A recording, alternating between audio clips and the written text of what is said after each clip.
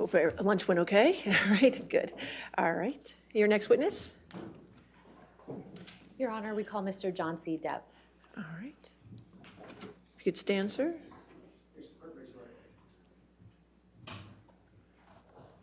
Do you solemnly swear or affirm to testify truthfully in this case in the penalty of law?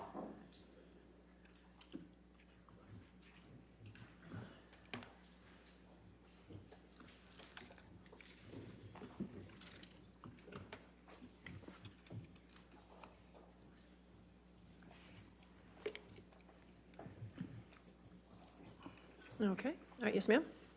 Good afternoon, Mr. Depp. Good afternoon. Can you please tell the jury why you're here today? Yes. About 6 years ago, Ms. Heard made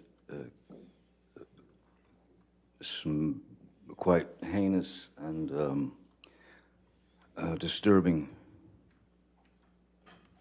brought these disturbing criminal acts against me that were not based in any species of truth. It was a complete shock that it just didn't need to go in that direction, as nothing of the kind had ever happened, though the relationship, there were arguments and things of that nature, but never did I myself reach the point of striking Ms. Heard in any way, nor have I ever struck any woman in my life. And so at the time, because the news of this, her accusations had sort of permeated the industry and then made its way through media and social media, became quite a global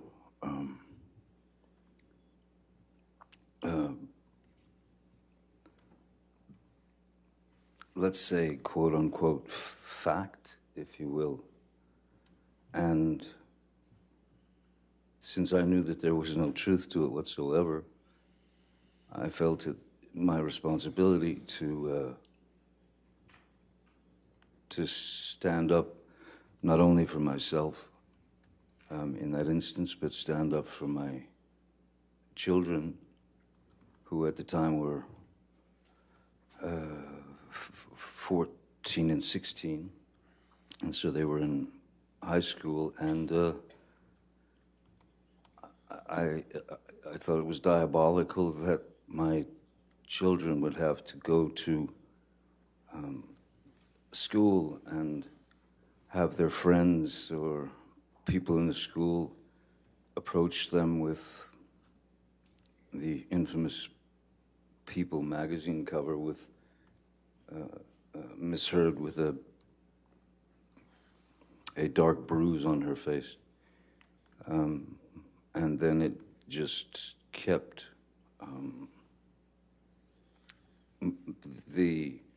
it kept multiplying. It just kept getting bigger and bigger. So it was my responsibility, I felt, to not only attempt to clear my name for the sake of, well, for many reasons, but I wanted to clear my children of this horrid thing that they were having to read about their father, which was untrue. And also, after many years of being in this industry, at the time it was probably I'd probably been in the industry 30 plus years, 35 years. Never had any problems, anything like that. And I had met many people over the years, many of the people, and had the opportunity to talk to those people and to even give advice to these people. And I'm not, my goal is the truth. My goal is the truth because it killed me that people that I had spoken with, that I had met with over the years, who maybe were in a not such a great position and they needed advice, and I gave them the best advice I could. All I could think of was that those people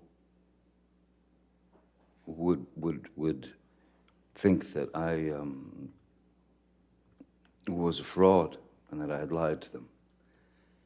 And so I had to wait for my opportunity to address the charges, which were criminal charges. And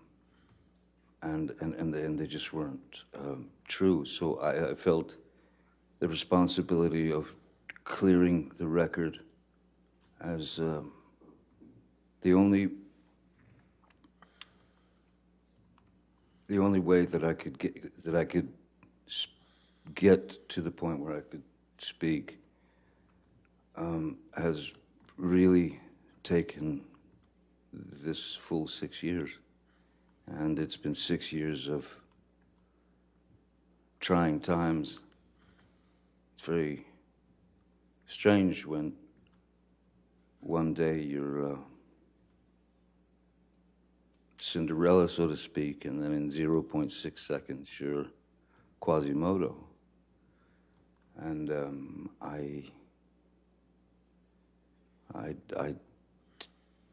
didn't deserve that, nor did my children, nor did the people who have believed in me for all these years. I didn't want any of those people to believe that I had done them wrong or lied to them or that I was a fraud. I pride myself on honesty. I pride myself on truth. Truth is the only thing I'm interested in. Other lies will get you nowhere, but lies build upon lies and build upon lies. It's too much to cover. I'm obsessed with the truth, and so today is the first opportunity that I've been able to speak about this case in full for the first time. Mr. Depp, how do you feel about the intimate details of your life being aired in this process?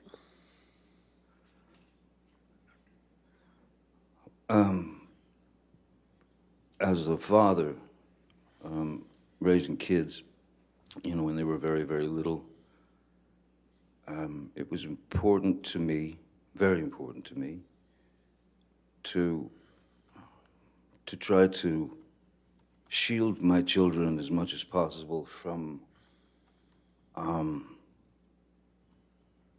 looking at their father or their mom, for that matter, as novelties. I didn't want my children to experience hordes of paparazzis. So I was always a very private person. So for me to come up here and stand before you, or sit before you all, and spill the truth is quite exposing. And it's unfortunate that it's not only exposing for myself, it's exposing for my family, it's exposing for Miss Heard, it's exposing for, it never had to go in this direction. And so I can't say that I'm embarrassed because I know that I'm doing the right thing. Now, Mr. Depp, I'd like to turn a bit to your upbringing. We heard a bit from your sister Christy last week, but can you please tell the jury in your own words about your childhood upbringing? I had a very interesting childhood, one that I thought was normal until a certain age. My mother, I was born in Kentucky, and then we moved, in which we moved around quite a lot when I was a kid. So you were always just, my mom had this, her feet were on fire and she had to move, you know, so we moved constantly. So you were always the new kid, and that wasn't ever particularly pleasant. Then we moved to Florida, South Florida, when I was about 7 or 8.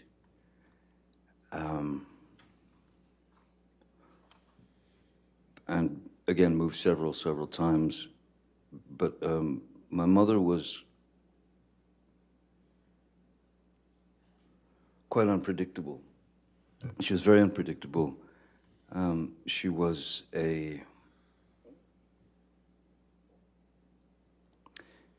she had the ability to be as cruel as anyone can be with all of us. That is to say, my sister Christy and my brother Danny and my sister Debbie, and also my father. So, essentially, she could become quite violent, and she was quite violent, and she was quite cruel,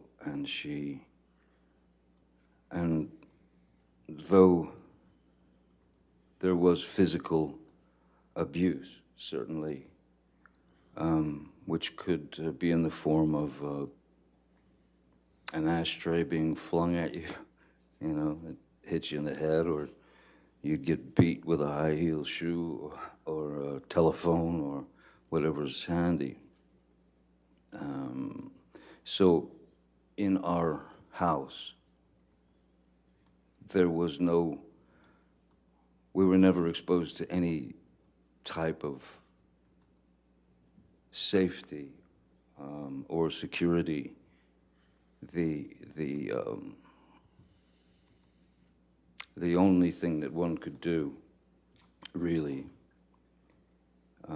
was to try to stay out of the line of fire. I started to be able to observe, and I could start to see when she was about to head into a situation where she was going to get riled up, and somebody was going to get it. Generally, it was me. Mr. Depp, you mentioned that your mother could be cruel. How could she be cruel? The various categories, I suppose, there's physical violence, of course, there's physical abuse, to which she was, that was a constant. That was just a constant, you know. We were all somewhat shell-shocked, you know, even if she just walked past us, you'd sort of shield yourself because you didn't know what was going to happen. Excuse me. And so there was the physical abuse, which was a constant. there was quite a lot of verbal abuse. There was quite a lot of name calling and bullying. You know, making fun of whatever defect, you know, one might have. You know, if my brother wore glasses, so of course he was four eyes, and his teeth were messed up in the front, so he was buck-toothed as well. My sister Christy, which this is such a hideous psychological play. My father's parents were quite refined. My mother comes from Eastern Kentucky, which is where you grow up in shacks and hollers, you know, and my mother despised my father's parents, and my grandmother's name was Violet, and every now and again you would hear my mother just scream across the house, "Come here, Violet, get in here, Violet." And Christy, my sister, knew very well that that was a deep cut, psychologically, emotionally. But we had to take it. I mean, you just had to take the pain. I was born with a very strange, it was a very rare thing in my eye, as the back of the lens is spherical, normally. Is spherical, so in this eye isn't normal. This eye, I was born with a more conical lens, so my brain never learned to see out of my left eye, and they noticed when I was about 3, 4, that I had a lazy eye, a wandering eye, and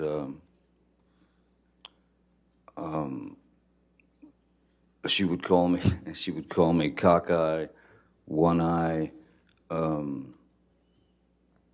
anything she could get to demean, humiliate.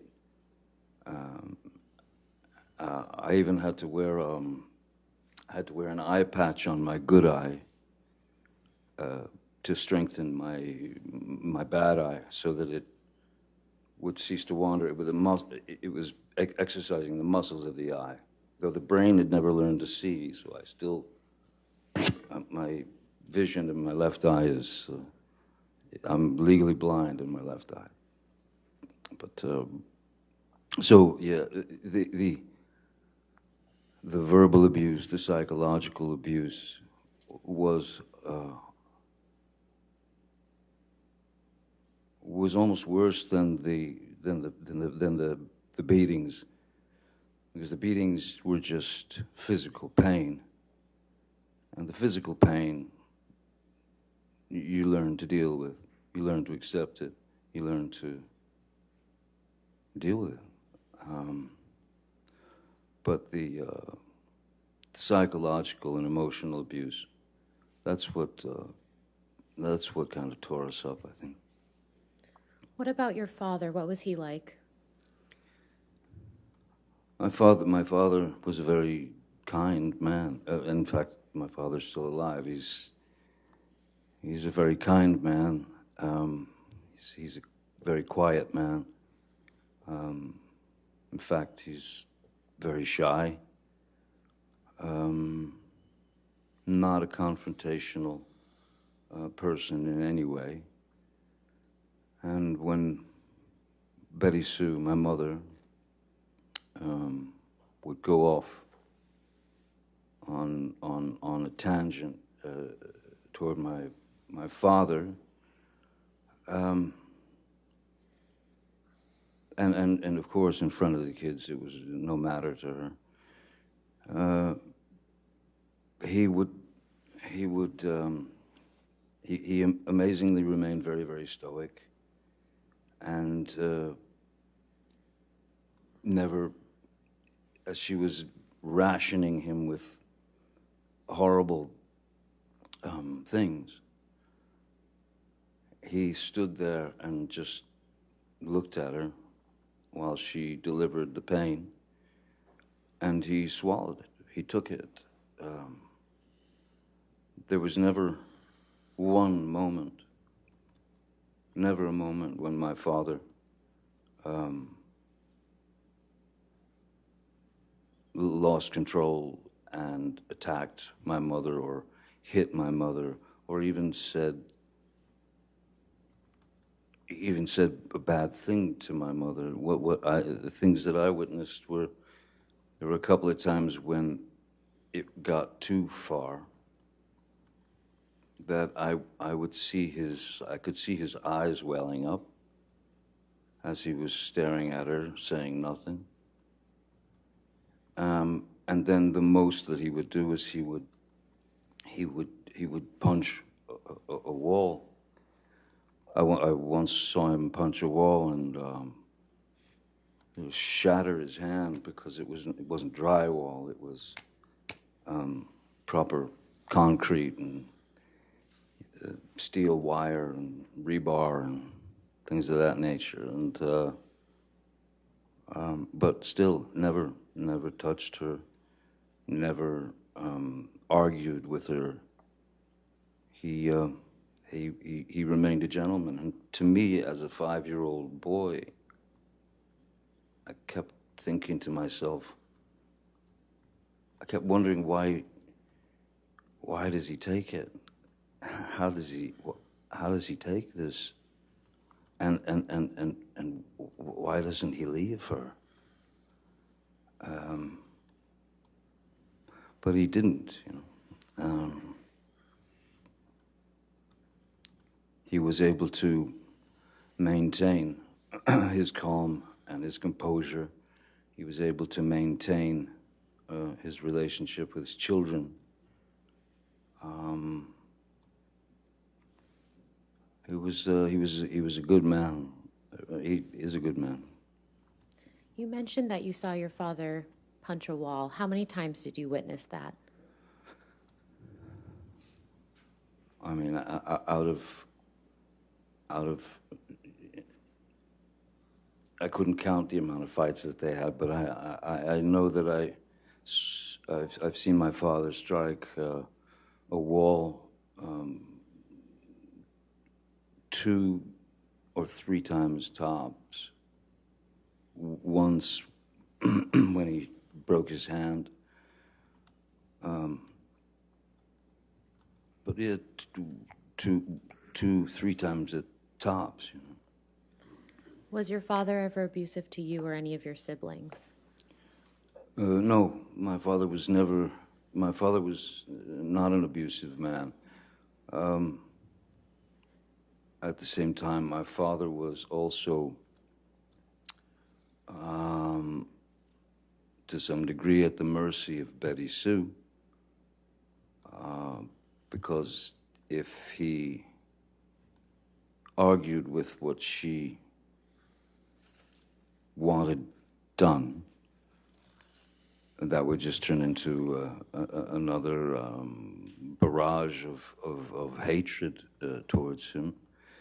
So I can remember my father coming home from work, and maybe I'd gotten a bad report card, or maybe I'd gotten in trouble at school, or something like that. And my father would arrive home from work, and the first thing she would say was, "John, take him out there. He gets the belt. Give him the belt." And he wanted to know what it was about, so he'd take me out to the garage, and I'll never forget this white, thick leather 1970s era, thick leather white belt that he would take off, and then he would commence to inflict the punishment on me. But interestingly, there was one time when my father, I kept telling him I didn't do this. It was another incident. I kept swearing to him that I did not do what Betty Sue, what my mom had said that I'd done. But he went through with the punishment anyway. And then, not long after, he found out that I had been telling the truth and that I hadn't done what my mom had said that I'd done. And he came to me and apologized to me for having gone through with the whipping, you know, with the belt. And I have to say, my mom never did that. She couldn't. She knew what she knew. She was raised how she was raised. And I had no power to change what was inside of her, you know. How did your parents' relationship ultimately come to an end, to your understanding? When my father left, I didn't realize that he had left. He left for, I was 15. I had already left school, and I was a musician. I was playing in clubs and such. And he left for work one morning, just like every day, and was packing his car, and then he left. And then hours later, my mom, Betty Sue, came home from work. It was about 3:30 in the afternoon. And she walked in the door and stopped and just looked around like she felt something. And I said, "What's wrong?" She said, "Your daddy's gone."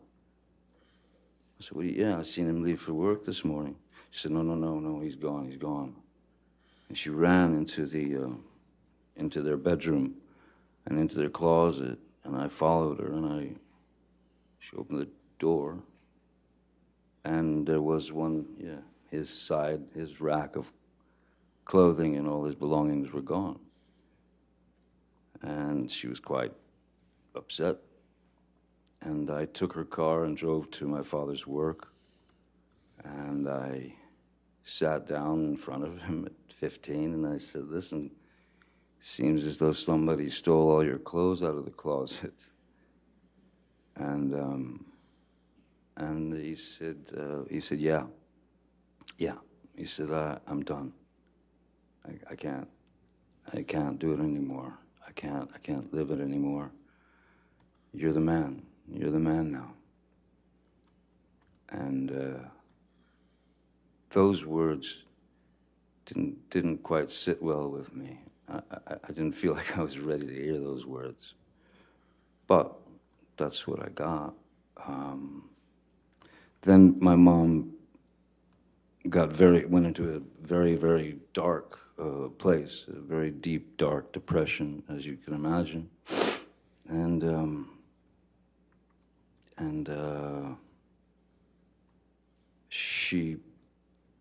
one afternoon I woke up, I'd fallen asleep, and I woke up and walked out into the living room, and I saw my mother very feebly, and like almost, it was like a slow motion crawl. If I could stand up, I could show you just what I saw. Do you mind? No, you can stand up. Thank you. I saw my mother, you know, in that mode. So instantly, I knew that something was dreadfully wrong, and there's drool coming out of her mouth. And as I was about to run and call, the front door busted open, and my uncle and two paramedics came in and threw her on the gurney and whisked her out of the house to get her to the hospital to pump her stomach. And she had swallowed a multitude of pills to try to take herself out, to try to commit suicide. And when she got out of the hospital, she was a small firecracker of a woman. She was about 5'2". But when she got out of the hospital, the depression was so deep. She was down to, like, she lived on the couch and she weighed about 70 pounds. And that, all that imagery spun into my head at that time, that I thought that was in my head at the time, I thought that that was a cowardly way for my father to have left. And I was deeply upset by that. Until my father and I had a conversation years later, where I asked him what really happened, how did it happen when I was older, and he told me the story. Your Honor, may we approach? Sure.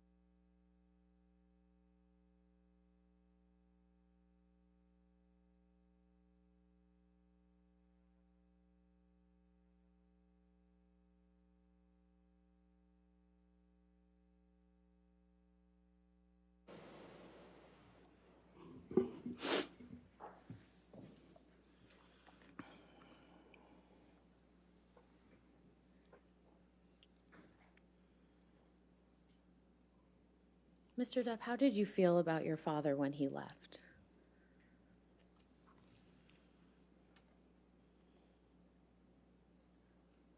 I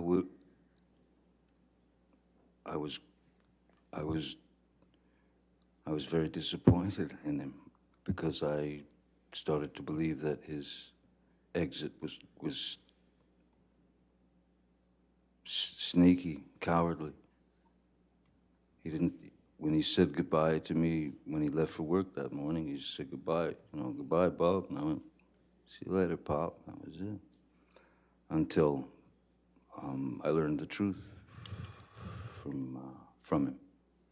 And without getting into what your father told you, how has your impression of your father changed now? Objection, relevance. Your Honor, this is just an understanding of his perception of his family. I'll sustain the objection. Next question.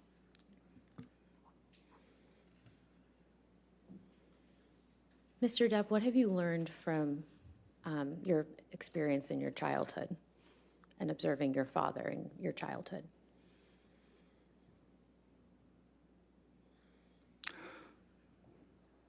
I learned that I was wrong about my first impressions of his exit from the family. Very wrong. And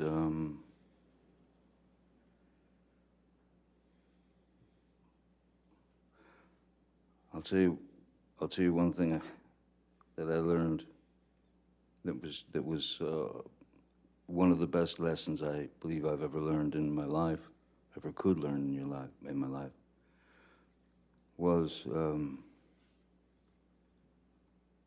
based on my experiences as a child and what I'd seen and experienced. I knew exactly how to raise children when my girl Vanessa got pregnant.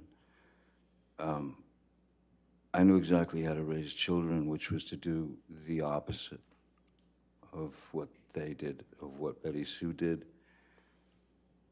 Never raise your voice in front of the children, never.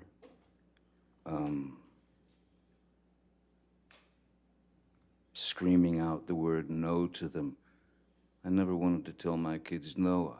I wanted to tell them that I wanted to show them that there were options. You don't have to stick the coat hanger in the electrical socket. You know, saying no is an abrupt thing, but to talk to them and say, if you understand the repercussions of something, then you won't go there. So maybe think about this as opposed to this. Give this some thought, you know. But that will clearly, that could kill you. So I would ease them away from things of that nature with a more of a conversation as opposed to a flat out, don't you ever do that again, and threats and things of that nature. I did not raise my children that way. Nor did Vanessa. We never raised our voices in front of our children, ever. How do you think your experiences with your parents in your childhood affected your approach to your relationship with Miss Heard? I'm sorry, one more time. How did your experiences observing your parents as a child affect your approach to your relationship with Miss Heard? Well, in the beginning of my relationship with Miss Heard, there was, from what I recall and what I remember, she was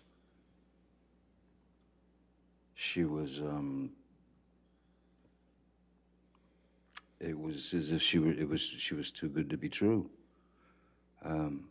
She was attentive, she was loving, she was smart, she was kind, she was funny, she was understanding, and we had many things in common, certain blues music and, well, music, literature, things of that nature. So for that year or year and a half, it was amazing. There were a couple of things that, I don't know, stuck in my head that I noticed that I thought might be a little bit of a dilemma at some point.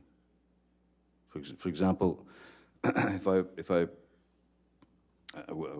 worked quite a lot, and when I would come home from work, I would come in the house or the hotel, and she would sit me down on the couch and give me a glass of wine and take my boots off, set them to the side, and I'd never experienced anything like that in my life. I just never thought I just never experienced that before. And it became a regular thing that she did, this kind of routine. And I remember one night I came home from work, and I think she was on the phone or something, busy. She was doing something, and so I sat down on the couch and I took my boots off, and suddenly Miss Heard approached with this look on her face that she just said, "What did you just do? What did you do?" I said, "What do you mean?" "You took your boots off." I said, "Yeah, yes, I did. You were busy, you know." No, that's my job. That's what I do. You don't do that. I do that." "Okay, all right then." And then she said, "Let me get you a glass of wine." And she brought me the glass of wine. But I did take pause, of course, at the fact that she was visibly shaken or upset that I had broken her rules of routine. I thought that strange. And then once you notice something like that, then you start to notice other little tidbits and things that come out. And then within a year and a half, she had become this another person almost.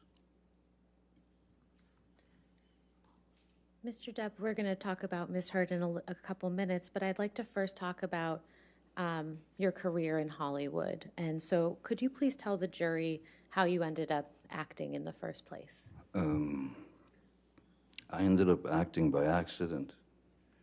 I was a musician, and I'd moved out to Los Angeles with my band when I was 20 years old. And then there were a couple of things that happened in the band where the band split up, and I remember I was filling out job applications, and then Nick, with a friend of mine who happens to be, he was an actor, less known then than he is now, Nicolas Cage. And I was filling out job applications at any, video stores, clothing stores, anything, just to be able to pay the rent. And Nick Cage said, why don't you meet my agent, because I think you're an actor. I think you could be an actor. And I said, look, I'll meet anybody, I'll do anything at this point. And so he sent me to his agent, Eileen Feldman, and I met with her. She sent me to read for a casting director named Annette Benson, who was casting a film called The Nightmare on Elm Street. And they brought me back to read for the director, Wes Craven. And I read for Wes Craven and somehow got the job. But I mean, I was by no means an actor. I didn't have any desire to be an actor. I was a musician. But the fact that these people were going to pay me what I found to be a ludicrous sum of money, which was, it was kind of the SAG minimum. It was $1,284 a week, which I'd never seen that kind of dough before in my life. And so I suddenly, and then I did some other couple of dumb movies because I still, in my mind, I was a musician, and this was just a way to pay the rent, pay the bills, live. Then suddenly I found myself on that road. I had been placed on that road as an actor, and then one thing led to another from film to film, and then was cast in a TV series called 21 Jump Street when I was 22, I believe. Mr. Depp, between the time that you were cast in Nightmare on Elm Street and you were cast in 21 Jump Street, how did you enjoy acting during that time? It was foreign to me. It was foreign to me, but I didn't have any great ambition to be an actor. I'm a naturally, normally, I've always been quite a shy person. I've always been quite introverted. And so there was a very strange metamorphosis from being one of four, that is to say, one of four in a band where you have this fraternity or this brotherhood, and you're out there fighting the world together to try to get that record deal or whatever you're looking for. And when I got on the series and my life started to change in various ways, that is to say that people started to, you go into a restaurant and you'd see people whispering and pointing and all that. I was very uncomfortable with it. I was very uncomfortable with it, and I didn't like it. Just because I never wanted to be the lead singer and the guy out front and get all the attention, and I didn't. So suddenly I was on my own, and I was having to deal with this newfound sort of notoriety, and it was odd. It was very odd, and it was. Yeah, it was a very uncomfortable thing. I mean, I don't think it's anything that one can get used to. I'm still not used to it now, which I'm actually glad that I'm not used to it, because if I were, I don't think I'd be the same person that I am. Mr. Depp, did there come a time when you became passionate about acting? Once I realized that that's the road that I was on, and that any attempt at going back to music would be it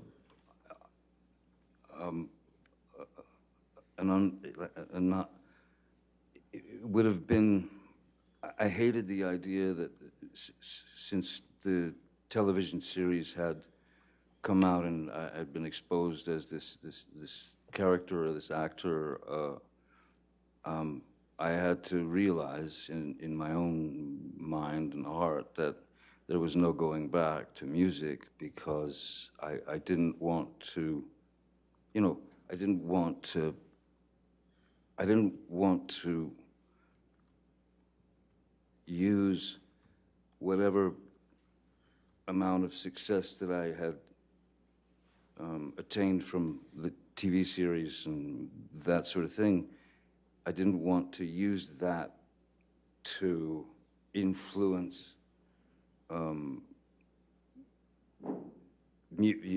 some career in music. I had far too much respect for music than to just become what they wanted me to become, which was a teen idol or a teeny, that sort of thing. I fought that with everything in my being. So once I realized that music was no longer an option, then I began to study at various places. The Loft Studio, which is now long gone, in Los Angeles. I studied with some other teachers, Saunders Seacat. I read all the books that you could read, and all that was great, but you realize that the only way to learn, or the only way to learn how to, it's not act necessarily, the only way to learn how to react and behave, because it's just behavior and it's reaction, was to do it. It's on-the-job training. It's trial by fire. So I did my best to work up my own approach towards a character and such. And what were a couple of the first few projects that you worked on where you were really able to implement that approach? I would say that the first film that I had done, that I really took, where I really felt, okay, I've done the work, I know what I need to do. I would say that where I considered myself an actor, I suppose, was when Oliver Stone cast me in Platoon in 1986. How did you come to be cast in Pirates of the Caribbean? Well, that's many years later, but I had been, Disney had offered me a film called Hidalgo, when it was about a man and his horse in the desert and stuff, and I read the screenplay, and I just didn't think it was for me. But I wanted to have a meeting with them because at that point I had a 2-year-old, 2.5-year-old daughter, and so, or 3, and for 3 years I watched nothing but animated films, cartoons from Tex Avery to Bugs Bunny to that was all I watched with my little girl,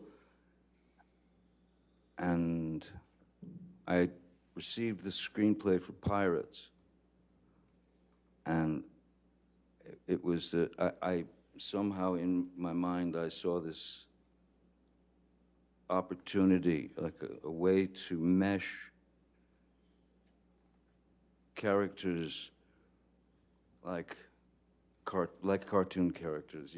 For example, Wile E. Coyote gets a boulder dropped on his head, and he's completely crushed, but they cut to the next scene, and he's just got a little bandage on his head. So I started thinking about the parameters that were available to cartoon characters, and if they were available to cartoon characters, and nobody ever asked a question, whether you were 5 or 95, you didn't ask a question. Oh, Wile E. Coyote, of course he's still alive.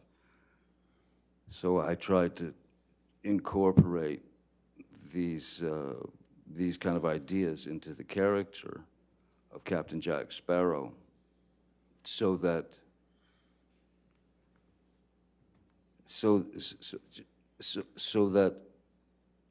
I could try to push those parameters and control the sort of suspension of disbelief, to be able to control the characters' actions, words, movements, and put them in a place where the things that he would do or say were so either ludicrous or mainly something that also something the cartoon characters can get away with things we can't. Captain Jack Sparrow can do things that I could never do. He could say things that I could never say. So it was, for me, a way to stretch the parameters of a character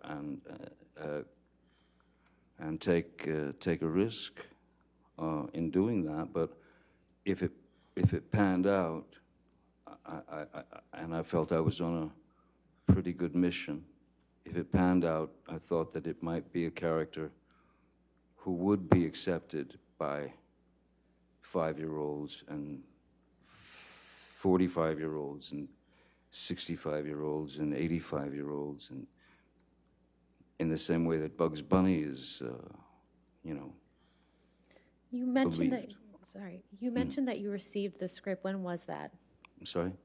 When did you first receive the script for Pirates of the Caribbean? The first screenplay I received was 2002, I believe. Yeah, 2002.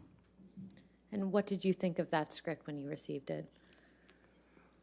I thought that it had all the kind of hallmarks of a Disney film. That is to say, a kind of a predictable 3-act structure and the character of Captain Jack was more. He was more like a swashbuckler type that would kind of swing in shirtless and, be the hero. And I had quite different ideas about the character, so I incorporated my notes into character and brought that character to life, much to the chagrin of Disney initially. Now, when you say you made changes to the character, how did you do that? Just in preparation, the very same way that I've ever approached any character. You look for a back history. You base it on, it could be anything. Like Edward Scissorhands, for example, I based on a dog that I'd had and newborn babies. My sister had a couple of new babies, and I watched them, and because I thought that Edward would see things from the sort of from a place of innocence and not knowing exactly what things meant or were, and also that look of a pure, innocent child when they experience something for the first time.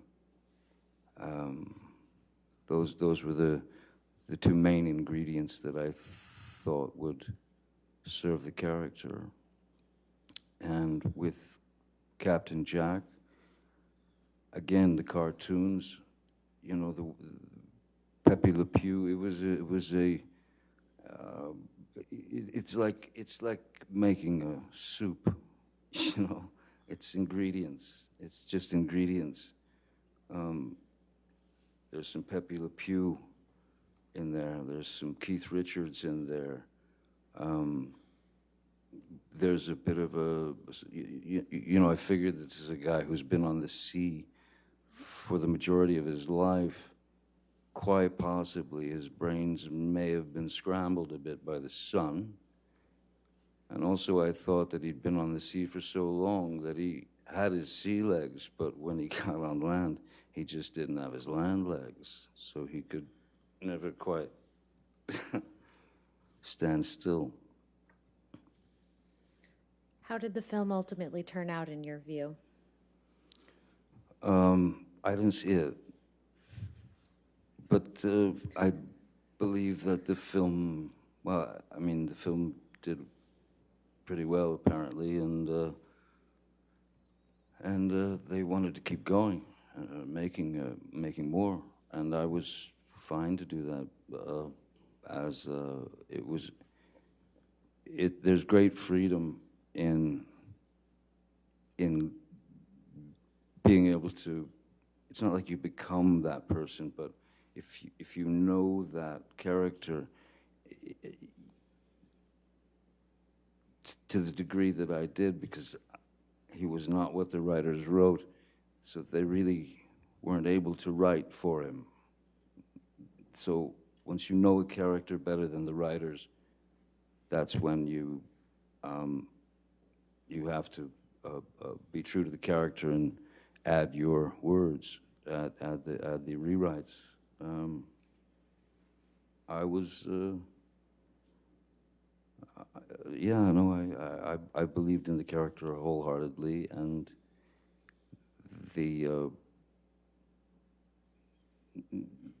initially the Disney folks were somewhat upset. Now, you mentioned that the film was, to your understanding, a great success. How did your life change after the first Pirates of the Caribbean movie came out? Though I'd been around for many years already, and people knew who I was and all that. After Pirates 1 came out, there was a completely different. It was a completely different way of life was being sort of. You know, my family and I were being plunged into. That is to say, you know, at our house in Los Angeles, you would have people trying to climb the gates to get in to see Captain Jack Sparrow. You would have people trying to bust in the gates dressed as Captain Jack Sparrow. You would have and follow you and your family. So that was the moment when there was no other way but to we had to hire more security guards, and I was certainly worried for my kids' safety. And so then that's when instead of just the one guy, there became several security people, because I wanted to make sure that my kids were safe when they went to school, or when they went to Disneyland, or when they went to the mall or whatever. So yes, more security, and then just getting followed, by hordes of paparazzi and things like that. It's I've had worse jobs, certainly. I can't complain about it, but yeah. After a while, you realize that anonymity has left the building a long time ago. Anonymity's gone, and that's an odd thing to deal with. When you can't just drive down to the diner and get a cup of coffee or something. It's not possible. It turns into something else altogether. So it's acceptance, and of course there's a bit of sacrifice involved. I can't complain about the work that I've been given. I can't complain about any of that. I have no right to. But it does make you have to think very creatively when you've got little kids, about how to take them to the park, or to the swings, or to the this or that, or movie, or it becomes a strategic mission, and that's what happened after Pirates. Now, you mentioned your family. Who did your family consist of at that time? Vanessa, Parody, the mother of my children, who we were together for 14, 15 years. myself, our daughter Lily Rose, and our boy Jack. Now, you mentioned hiring more security. Did you already have a security team at the time that Pirates of the Caribbean came out?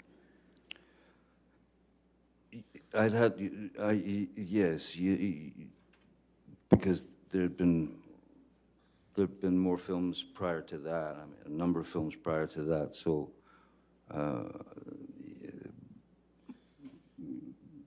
I was recognized and I was known. So, if you wanted to attempt to have any experience that might be normal, you sort of had to have somebody around to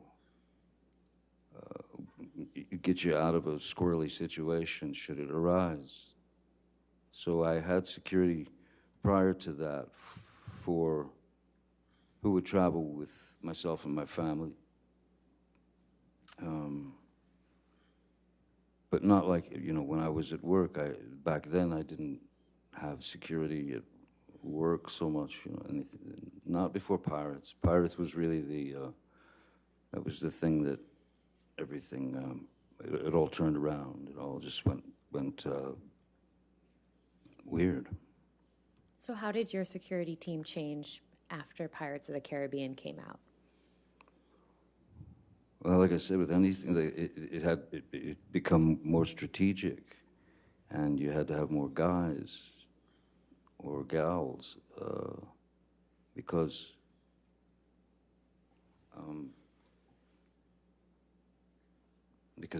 if Vanessa, for example, she worked in France quite a lot, and if she was in France, and I was in LA with the kiddies, then working, security would basically pick my kids up at school or whatever and bring them home. So that became the routine, driving them to school, bringing them home.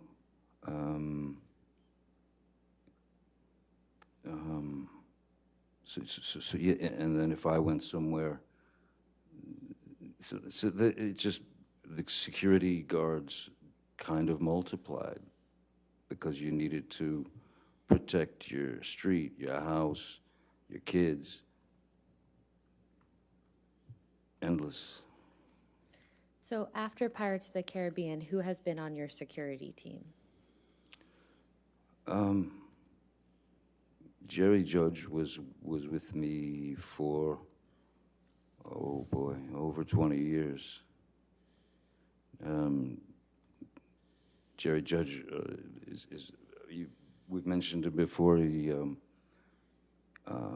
was a year or two ago.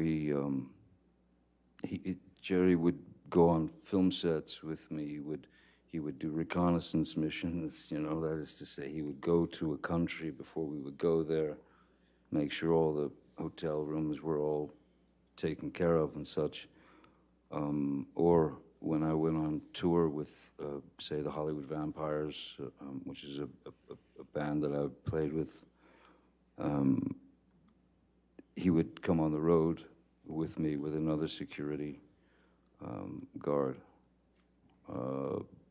So there was Jerry Judge, there was Malcolm Connolly, who's been with me for 20 years or more,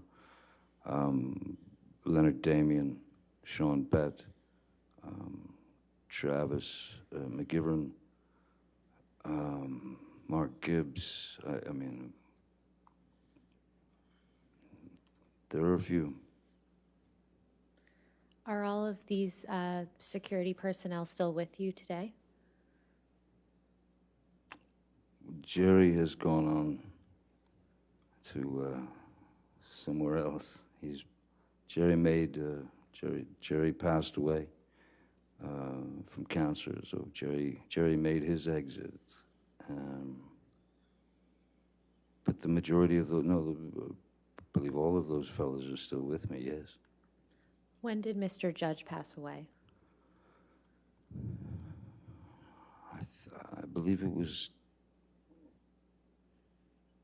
two years ago, roughly, maybe a little less than 2 years ago.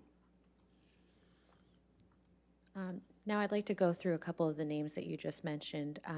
What is Malcolm Conley's purview in the realm of your security team? What is his role? Exactly, yes. Well, now that Jerry is, Jerry and Malcolm had worked together for a very long time, so I'd met Malcolm through Jerry.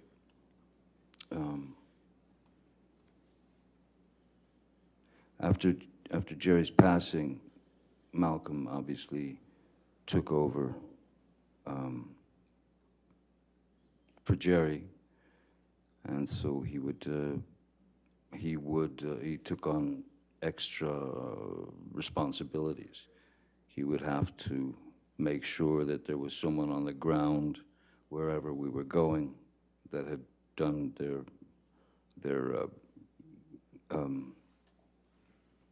recon, the reconnaissance, and to make sure that everything was set up by the time we got there, and that it would be a straight shot into the hotel without a gaggle of paparazzi.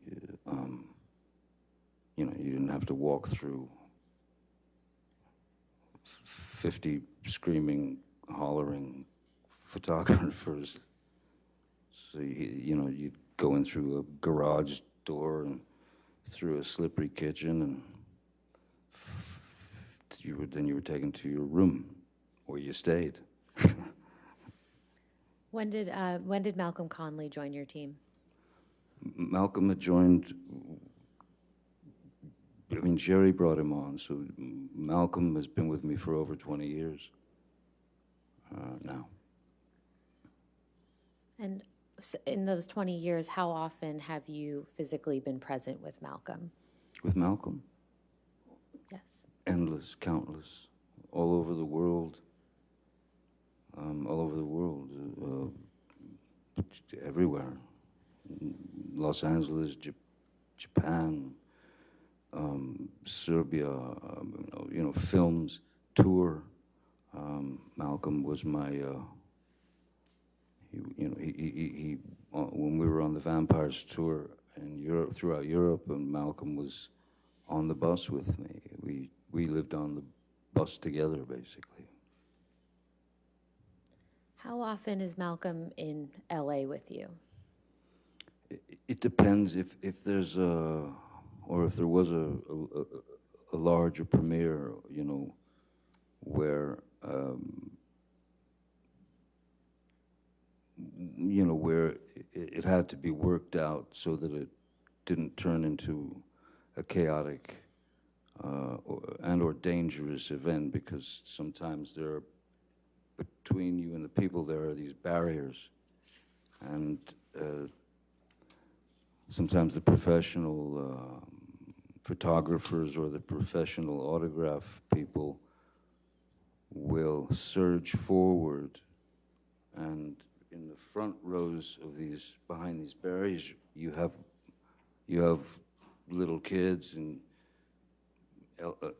older women and older men, and so when the professionals would surge forward, these people would start getting kind of crushed against this metal deterrent, and that was the most worrisome thing when you're at a premiere and there are thousands and thousands of people there, and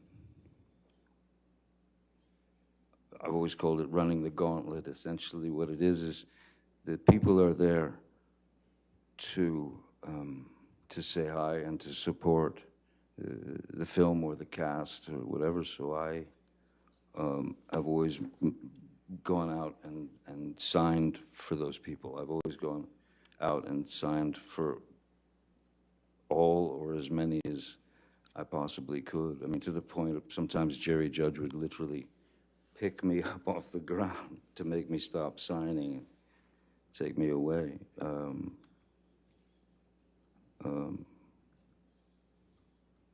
So, yeah, it was those kind of things. Again, you don't really get used to that, you know. So I forget what the original part of your question was. I got lost in the gauntlet.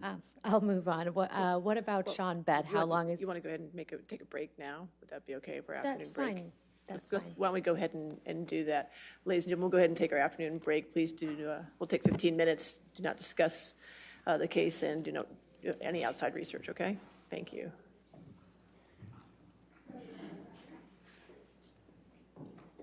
You stay there for a minute. Thank you.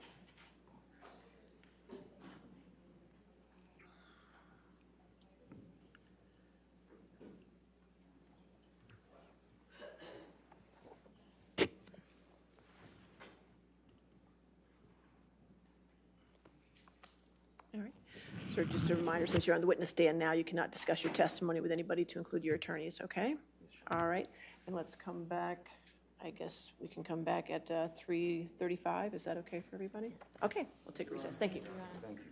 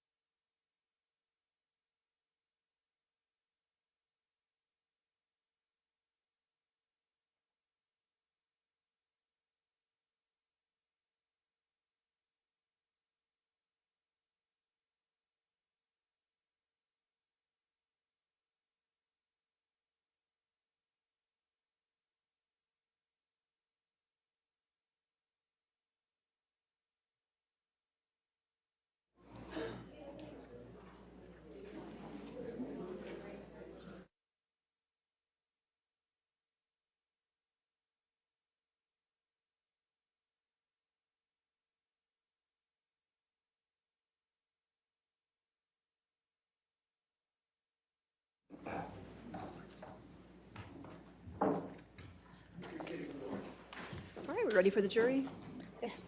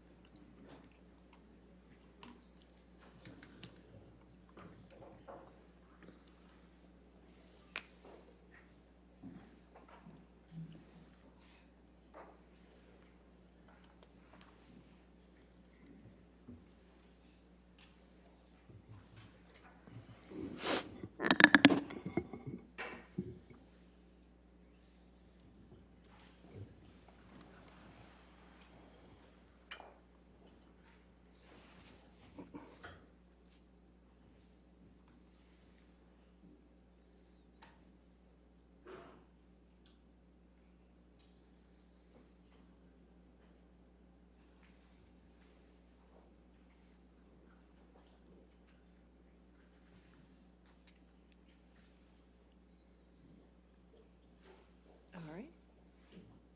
Okay. You can have a seat, sir. All right, your next question. Mr. Depp, I'd like to just briefly go through the security personnel that you just listed out before we took a break. How long has Leonard Damien been with you?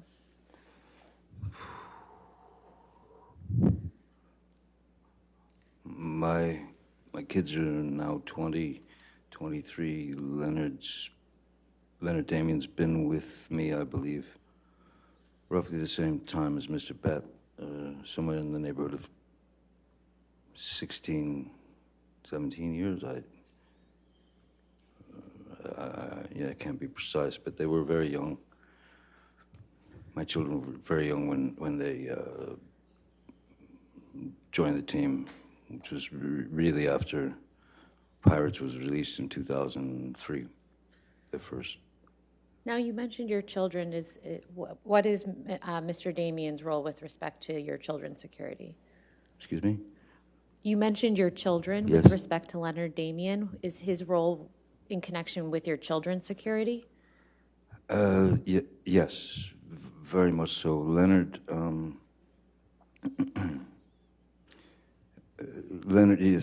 Damien and Sean Bett for quite a while were both sort of assigned, as it were, to my kids, taking them to school, picking them up from school if Vanessa and I were unable to do it, or even if we were there, we would drive with them to take the kids to school.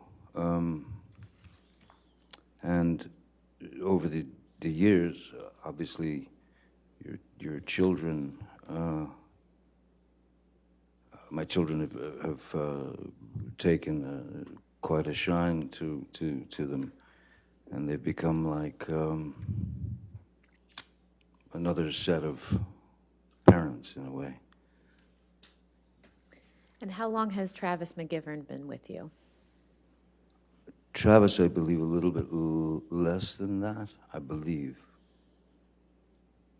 I couldn't really speculate. If it's a little less, maybe it's 13 years, or I don't know.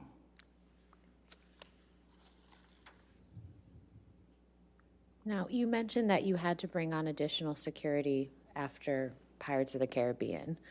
Yes. How has the fame associated with that franchise affected your personal relationships?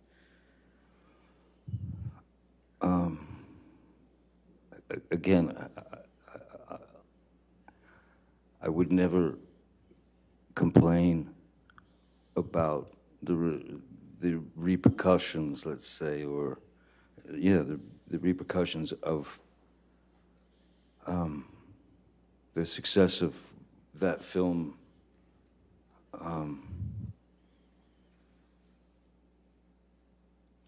But of course, as I said, there are sacrifices that one has to make. Sacrifices that you're not nearly ready for.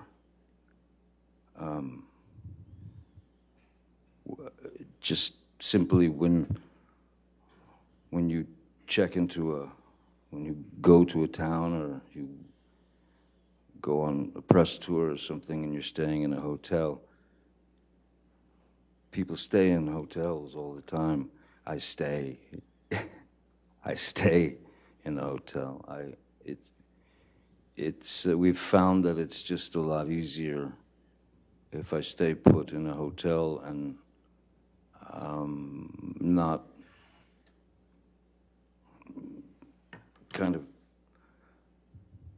again, especially if it's with the kids or something, I don't want them to, I've never wanted them to see me as a novelty. I just wanted to be dad, you know. Now, they're well aware of a lot, and they're well aware of pretty much everything. But no, you know, when you get recognized wherever you go, the basic truth is it's pretty simple.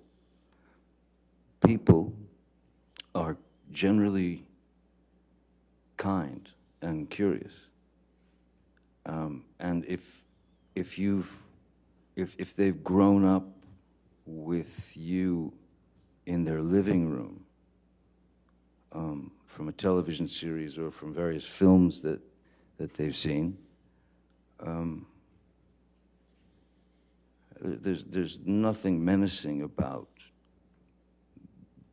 being recognized. Sometimes there can be. Sometimes people can get weird, but we've found that it's just it's better all around if I stay in my hotel room and don't go out to too many restaurants or anything, because it generally causes a bit of a hubbub. If you go to a restaurant, someone calls the paparazzi, and you go in for a meal, and you come out, and there's 30 guys out there. It can be a little overwhelming. It's not something. I think I said it before. It's not something that it's not something that I've ever gotten used to, and it's something that I hope I never get used to. Because I don't think of myself in those terms. I used to be Johnny, if that makes sense. I used to be Johnny, and then my name, full name, which I honestly find still, it's difficult, it's uncomfortable to say my own name, because when I say it, I hear the commodity, I hear the product. So I went from Johnny to Johnny Depp, and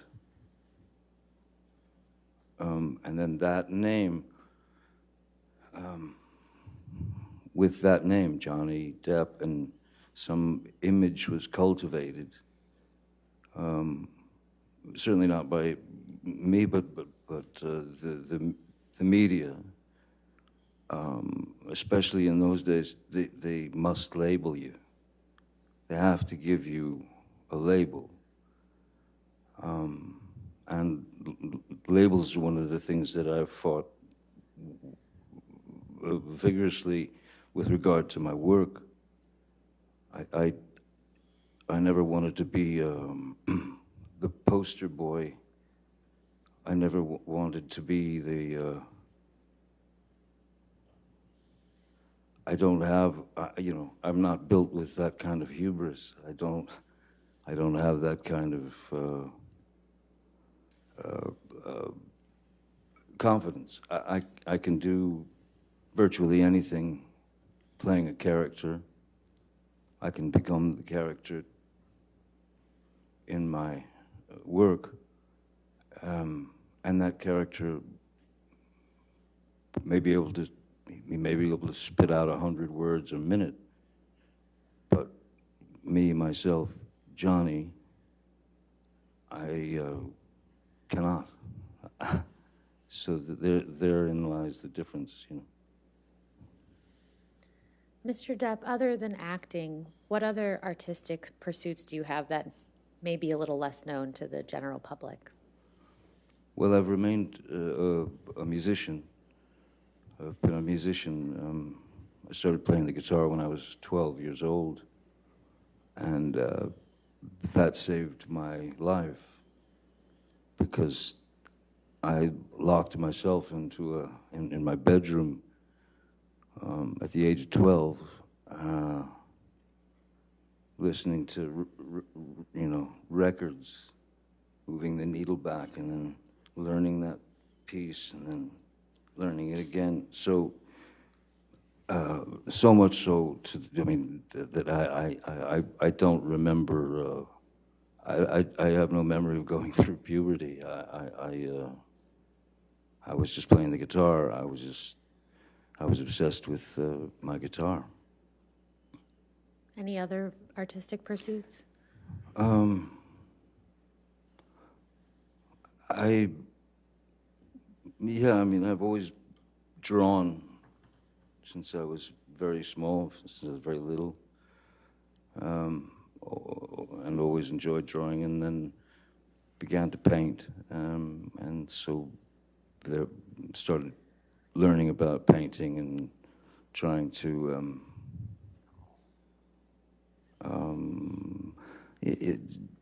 I suppose different ways of expressing oneself, different ways to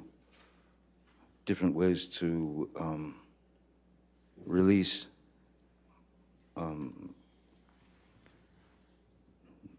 the things that are living in your head, whether they be beautiful memories, whether they be horrific memories, whether they be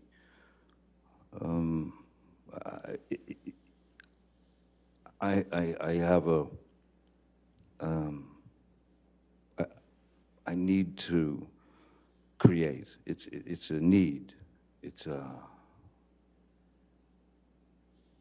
Of course, I want to create as well, but I actually need to create because I need to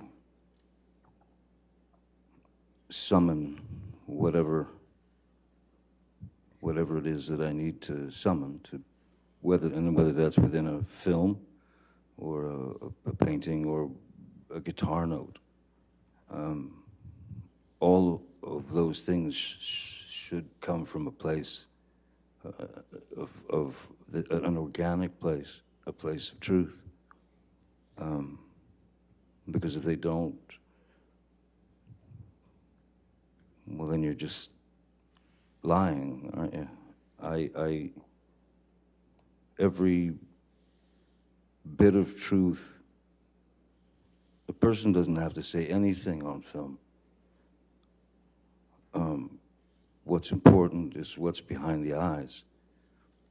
And if they do say something, what's important is not necessarily the words that they say. It's very easy to say, I love you, but what brings it into the realm of truth is what's underneath it, what's not being said, the subtext, if you will. So, any artistic or creative venture, any film, anything that I do, that's where I'm coming from. That's my approach. Mr. Depp, you mentioned words, and I think the jury has already seen some words that you've written in text messages. Yes. Can you please tell the jury a little bit about how you write? Certainly. When I was young, when I was about 12 years old, my elder brother, Danny, walked into my room and ripped the Peter Frampton record off my record player, threw it across the room, and said, "You got to stop listening to this stuff." And he put this record on, and it started, and I'd never heard anything like it. It was called Astral Weeks by Van Morrison. And so I'm a kid, 12 years old. So my brother had turned me on to Van Morrison, then he turned me on to soundtracks like Clockwork Orange or Last Tango in Paris. He turned me on to books by Jack Kerouac. He turned me on to books by Ginsberg, Philip K. Dick. Salinger. The whole James Joyce, the whole Hemingway, the whole thing. So, so I became very interested in vocabulary and the unique voices of these writers. And then I started reading people like Tom Robbins and Hunter S. Thompson, and then ended up becoming very close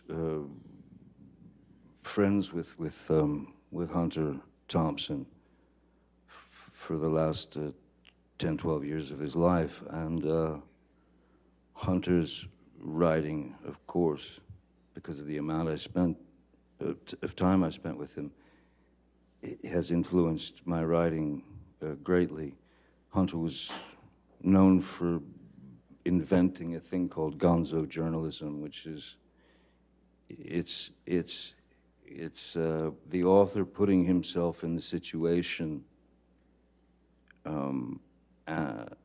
as opposed to writing it from the author's point of view. He writes it with him in it. And there are great embellishments, and embellishments are great sort of ways that he would twist things and express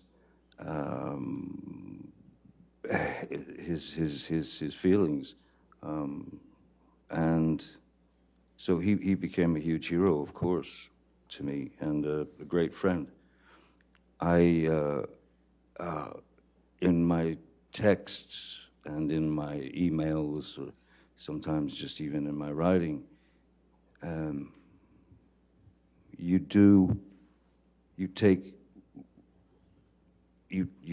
take the subject and you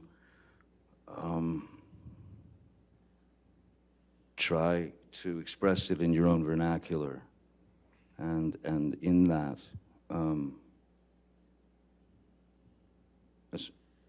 for example, with the text messages that I apologize that everyone's had to experience, I am ashamed of some of the references made. I'm embarrassed that at the time, the heat of the moment, the heat of the pain that I was feeling, went to dark places. There is no, if you're writing, there is no set place that you have to stay in. You can travel, and sometimes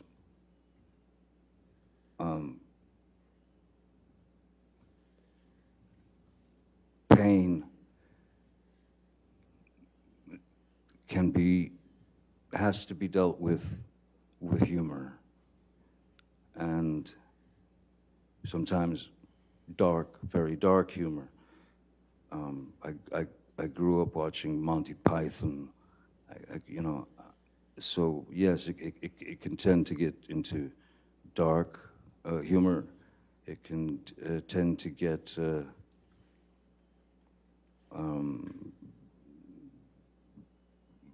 words are used that for emphasis, words are used to express what you're feeling at the time. And it's just like growing up. You learn from those mistakes, you learn from those things, and you move forward, you know? And that's how you start to understand your own vernacular and what's important, you know, what's necessary and what's not necessary. I tend to be quite expressive in my writing, and after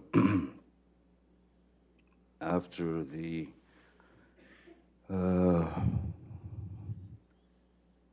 the unfortunate words of Ms. Heard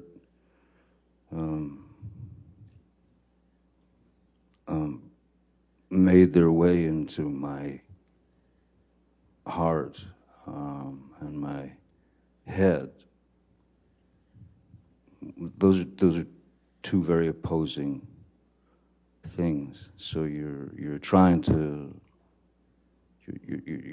find the best way to express something to a friend. Sometimes you're exaggerating, you know, something that you've done, just to make it sound, just to make him understand that, you know, I'm on planet question mark here. I don't know what's going on, but I know I'm in this situation, and I know that it cannot continue. Mr. Depp, the jury's heard quite a bit from Ms. Heard's side about your drug and alcohol use, but I'm sure they'd like to hear from you. So could you please just tell them about your history of substance use? Certainly. Again, this goes back to when I was a young boy. Excuse me. At about the age of, I don't know, 4 or 5 years old, I can remember vividly my mom telling me to go get her nerve pills, you know, out of her purse that was hanging on the back of the door. So I'd go get the nerve pills, and I'd bring her the nerve pill. She'd take it, and you know, after a few years, you start to notice, well, you start to think about nerve pills. And then she seemed to calm down after she took those nerve pills. So when I was 11 years old, I wanted to calm down, and I didn't know how to. So I'd bring my mom her nerve pill, I would walk away, and I would take one myself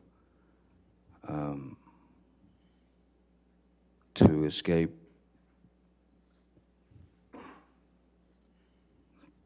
caring so much, feeling so much, to escape the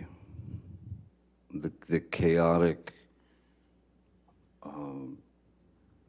nature of what we were living through.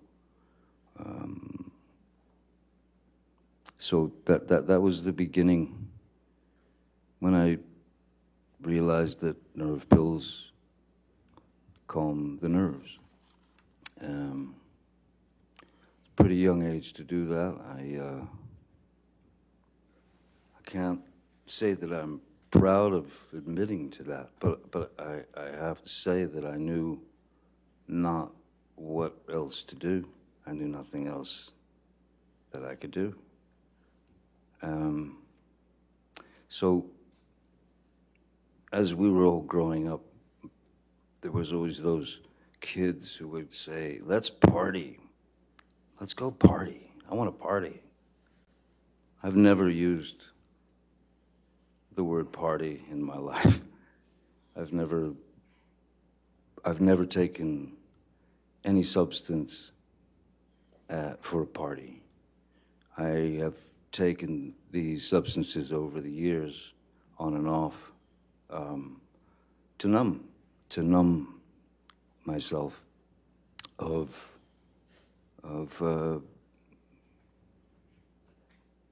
the ghosts, the wraiths that were still with me, and from my youth. So I needed, everything. It was just self-medication. One of those get me out of here moments, and where you want to escape from is your own brain, your own head. How often have you used substances throughout your life?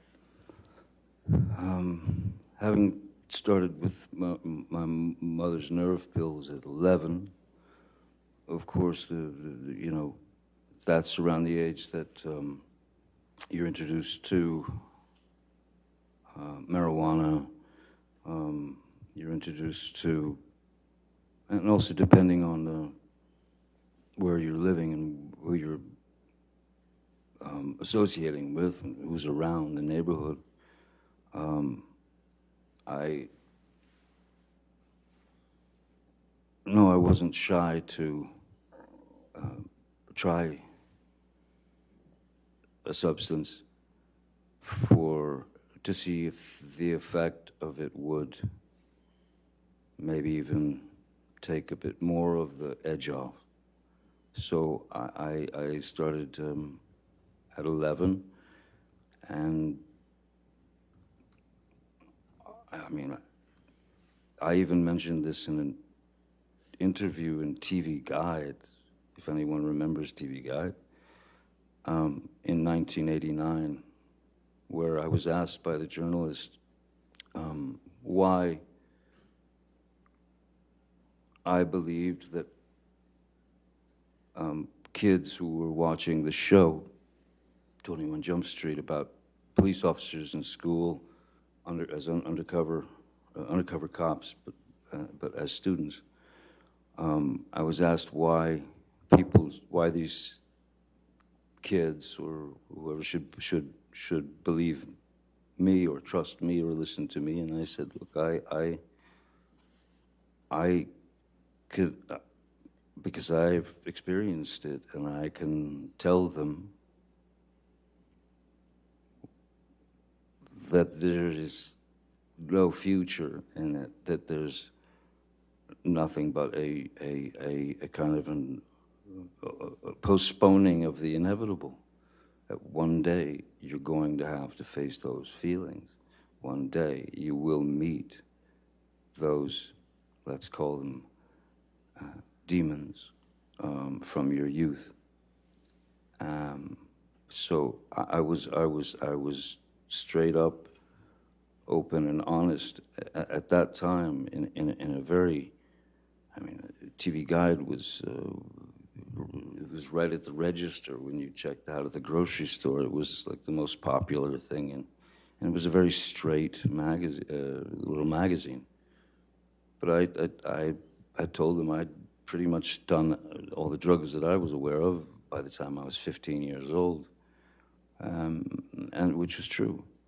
Now, that doesn't mean to say that I continued into that, forest of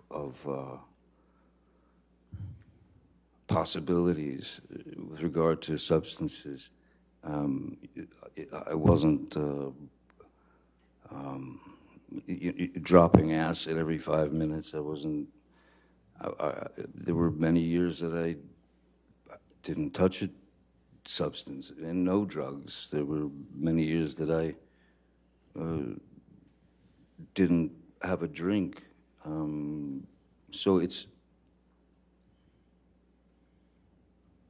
I said, it's never been for the sort of party effect. It's been for trying to numb the things inside that can plague someone's who's experienced trauma. But the characterization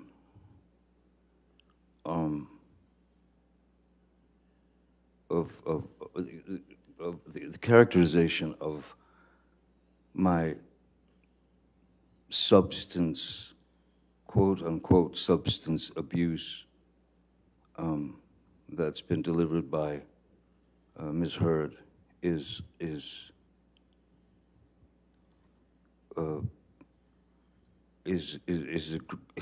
grossly embellished, and I'm sorry to say, but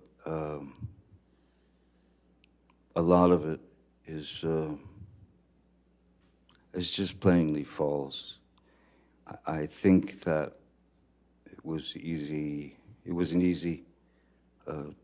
I think it was an easy target for her to hit, because once you've trusted somebody for a certain amount of years and you've told them all the secrets of your life, that information then, of course, can be used against you, especially if it's taken to a point that is teetering on impossible, and teeters over impossible, in fact, at times. It's so, I am not some maniac who needs to be high or loaded all the time. In fact,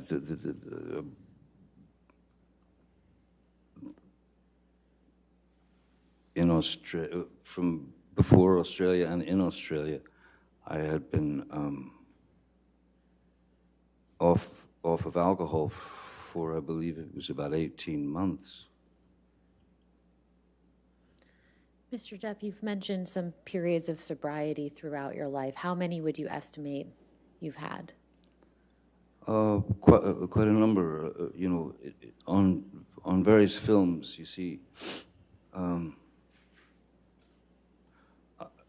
I suppose, I guess maybe by example, if anyone's, well, if you're familiar with Hunter Thompson's book, Fear and Loathing in Las Vegas, which I was lucky enough to make into a film and with Terry Gilliam. The film calls for myself and my attorney to be absolutely blotto out of our heads constantly throughout the film. And most people just assume that, well, they just got wasted and they filmed them. There would have been no way you couldn't act that. You couldn't make that film with two actors who were loaded. There would be no way. And then to the other extreme, Donnie Brasco, a film that I made about an FBI agent. I had to go into a training regime where I had to eat 5 meals a day, drink 5 shakes a day, you know, these protein shakes per day, work out 3 to 4 hours a day because I had to gain 20 to 30 pounds of muscle.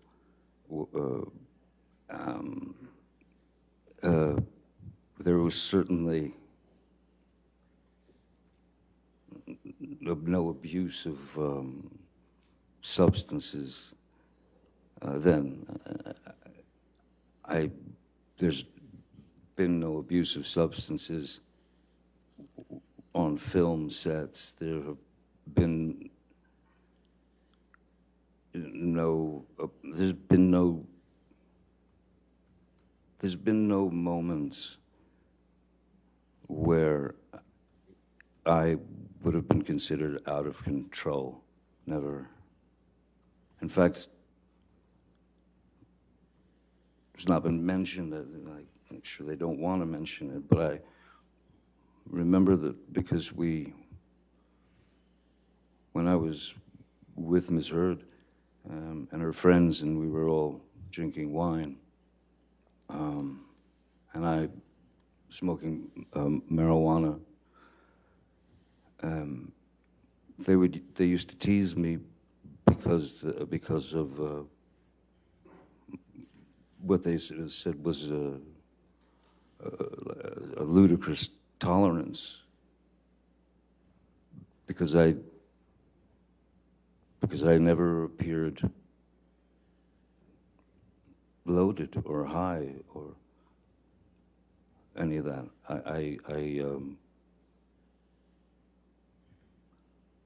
Even if I felt a little spinny, no one would have ever known.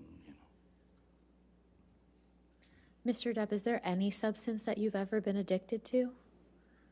Yes. And what is that? Roxycodone, or Roxycontin, which is it's an opiate. It's I think oxycodone has the opiate and then some pain, like paracetamol or something, and then the Roxys are just the opiate, as far as I remember. And when I was working on Pirates 4, and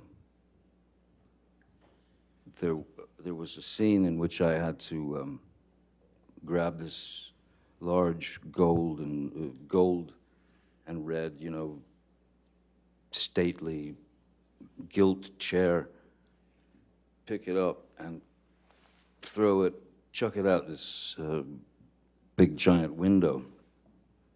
And so I did it, and as I swung around to throw the chair out the window, I felt this immediate electricity from the bottom of my spine down my left leg, and it was like an electricity that burned. So I had obviously it was sciatica, so I had obviously pinched something, done something. So I saw a chiropractor or a kine or whatever. I saw chiropractors, and to no avail.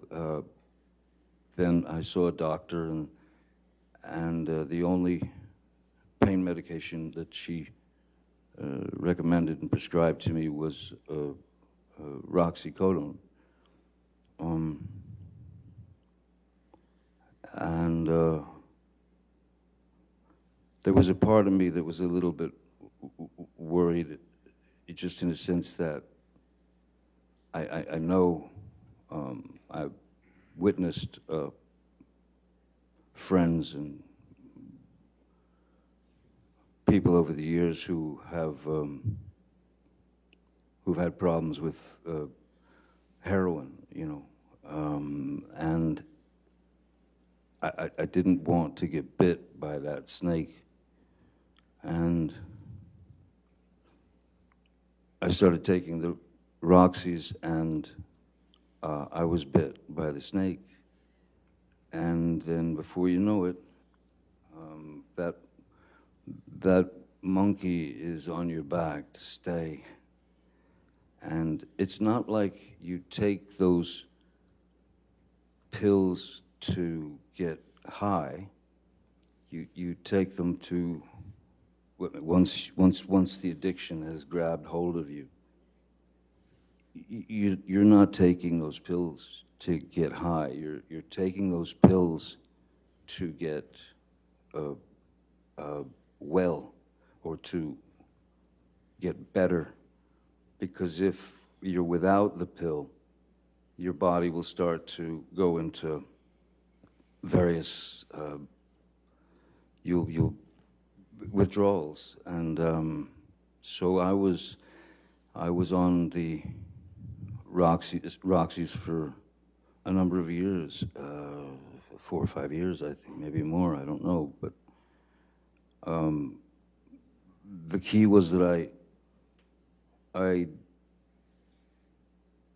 if you take 2, you will be what they call on the nod. You will be that. You will just drop into sleep.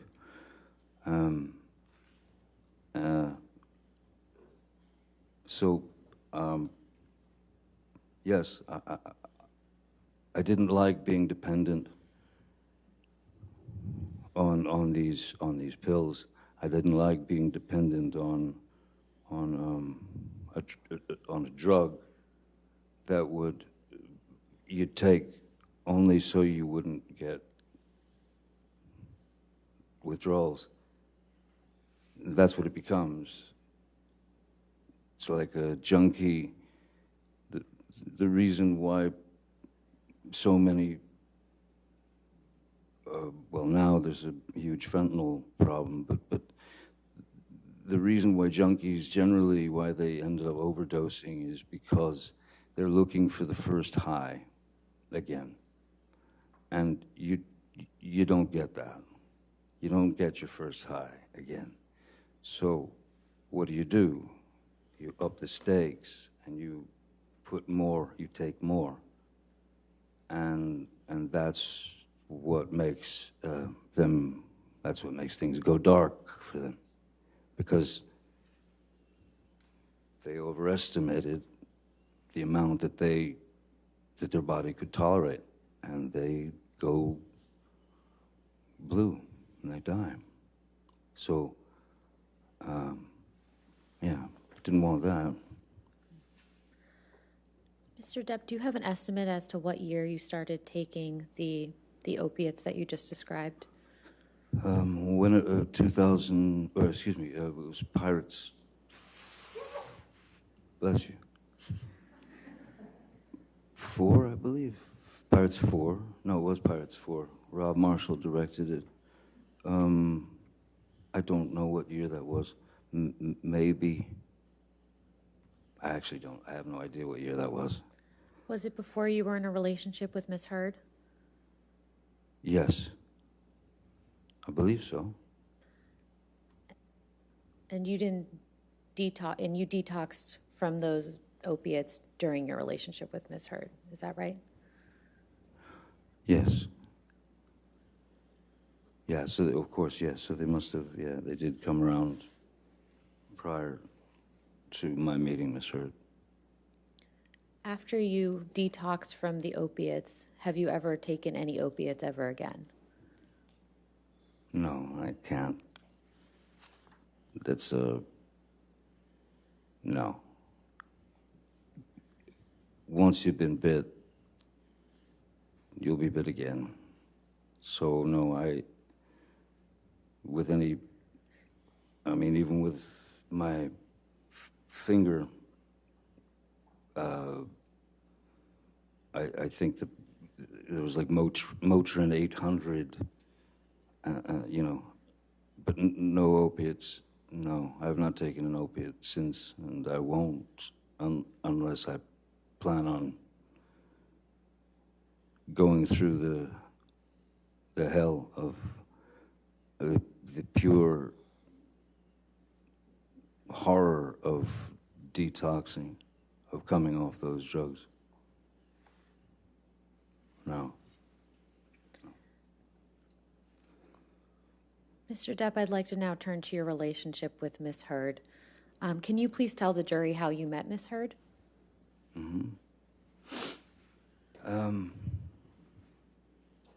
2000, in in around 2008, Hunter Thompson and I were going through some of his manuscripts of his books that have been published, and then I found this manuscript in one of his boxes, and it was called The Rum Diary, and I had heard about it, and I knew it was what they called his long-lost novel, in fact, the only novel he ever wrote. And I showed it to him, and Hunter was shocked. Oh my God, that's where it is, you know. And so he said, read me some. So I started reading this to him, and he said, this is a movie, you know. We must produce this together. And, you know, he got all excited about the idea of doing that. So we went right into it, and we started to set up meetings to get money, financing to develop the project. And we finally ended up getting the money to develop the project and to make the film. Hunter, from his own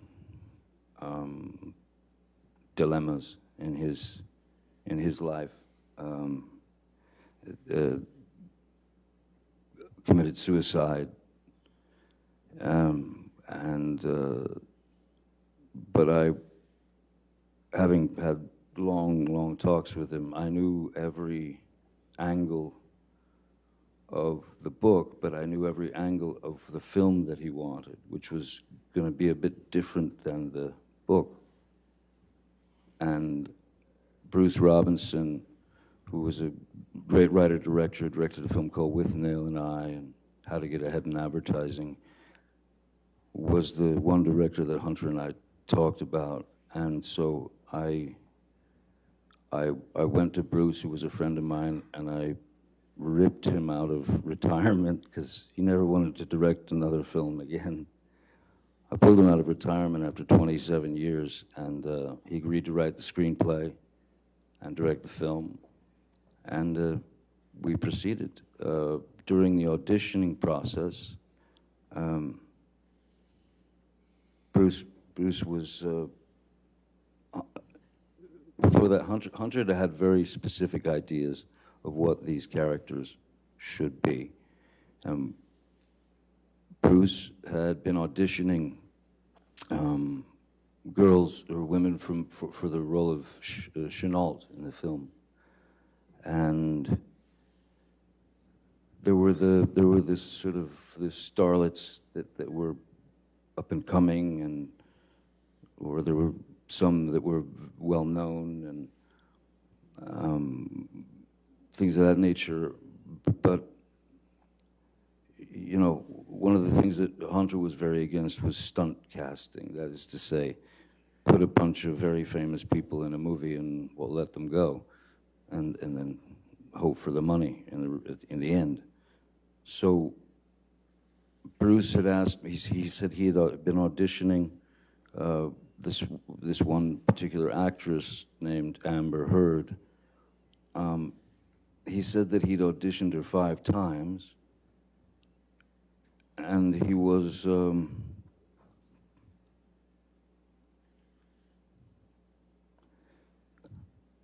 he wasn't sure about her capabilities as an actress with regard to the film and the character and taking direction and that sort of thing. So he asked me if I would read with her for the film, and I had already met a number of actresses and things. And so what I said to Mr. Robinson is, I said, Bruce, I don't. If you've auditioned her 5 times, you've seen the best and the worst, I suppose. So me putting her, this girl, in an uncomfortable situation, you know, saying, hey, all right, let's read this, I think it's a far better idea that we just meet so that I can see how she behaves, see how she reacts, because that's really all it is, reaction, behavior, and you don't have to push anything else, you know. So they made an appointment. She came to my office. I took one look at her and I thought, yep, that's the Chenault that Hunter wants. That's the one. I thought, yeah, she could definitely kill me. That's what Hunter wants. And so we spoke, and she was sweet as pie, pleasant, again, you know, intelligent, literate, very good taste. And I felt like if she, what I felt and what I told Bruce was, look, when you put someone in a situation that they're obviously going to feel under pressure, it's not the best way to really know what they're capable of. And I made suggestions such as, and which I ended up making to Ms. Heard. I made suggestions of films that might give her some insight into what we were looking for in terms of the film. Which is to say, I gave her films like To Have and Have Not, and things of that nature, because I wanted to. There was something very important that I felt she needed to know about stillness, as opposed to, you know, going broad or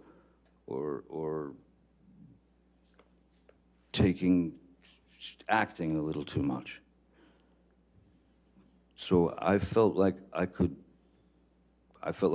be a bit of a traffic cop in that sense, so that, because if we could connect, then it could work, as long as there was truth in her eyes, and as long as there was truth coming out of her dialogue, you know, then it's all in the editing. So I felt that I could help her with that idea of stillness, and so that's when I first met Ms. Heard. How would you describe your interactions with Ms. Heard when you worked together on the Rum Diary? Initially, well, yeah, no, mostly very, very, very few interactions. I remember there was a time, I wasn't working that day, but I was producing, you know, one of the producers of the film, and it was a scene from the book that was a scene where Ms. Heard's character was in a nightclub, and we're amongst the locals, and she's very drunk, and everybody's very drunk, and she ends up dancing with a few of the local, like one of the local guys and stuff, and then the other local guys start to sort of close in on her. In the book and in the screenplay, as it was written, there was a requirement for nudity for the part, and I was on set the day that they were shooting that,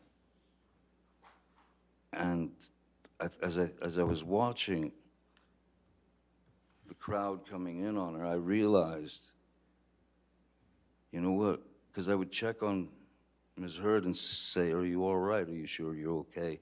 Because this is, you know." She was like, "No, I'm fine, fine, fine." But I realized that with the crowd surging in towards her, that we wouldn't have to do the nudity. Because if she took her shirt off and she had a red bra on and a skirt, then if she had a red bra in her hand, when the crowd surged in on her, all she had to do was lift the red bra up out of the crowd, and there's no nudity, but it's certainly implied, because then the character disappears for a few days, and she's quite a wreck when she comes back because bad things have happened to her. So I remember telling Ms. Heard, hey, you don't have to take your clothes off. You don't have to take your top off. You don't have to, everything's cool. And she was appreciative.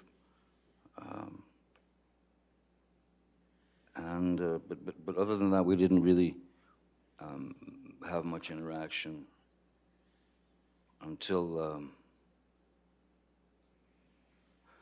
there was a scene where I'm taking a shower, and then she comes into the room and she opens the shower, and we kiss.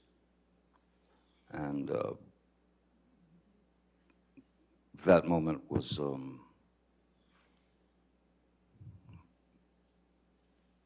it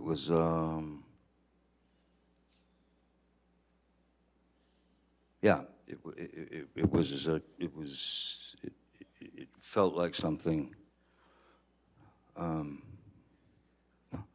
It felt like something that I shouldn't be feeling, because she had her wife, and even though it was a scene, and she had her wife, and I had Vanessa and kiddies, and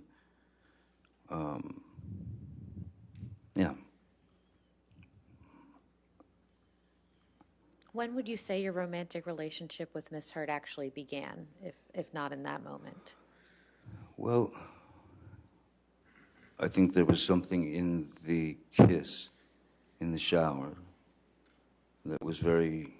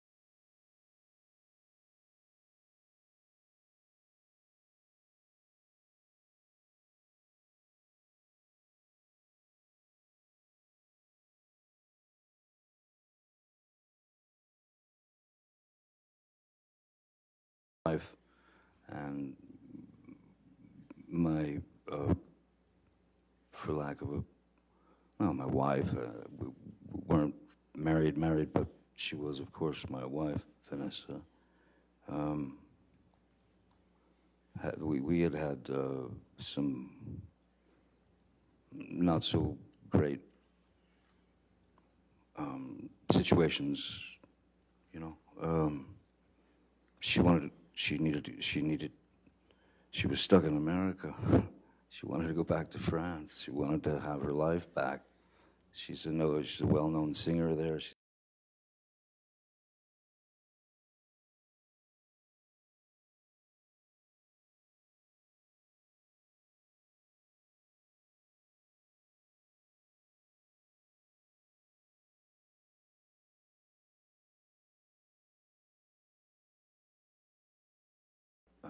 And that's not long out. Right around then is when Miss Heard and I started to see each other here and there, occasionally.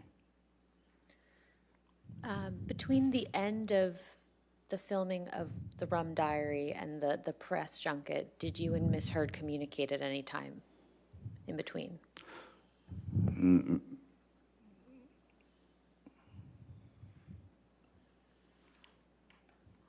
I don't remember. I remember that there was a white dress that she really was infatuated with. That she really loved this dress that she wore in the film, and so I went to Colleen Atwood, the costume designer, and to Bruce, and I said, "Do you think we can snag this white dress and send it to Amber, you know, after she'd wrapped, because she loved the thing."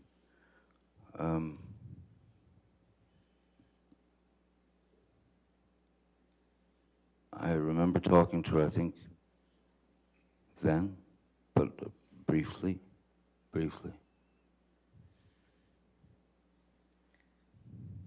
What did you like about Miss Heard when you first started your romantic relationship?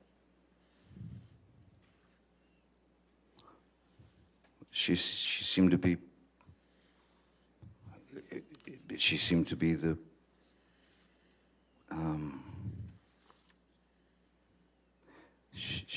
to be the perfect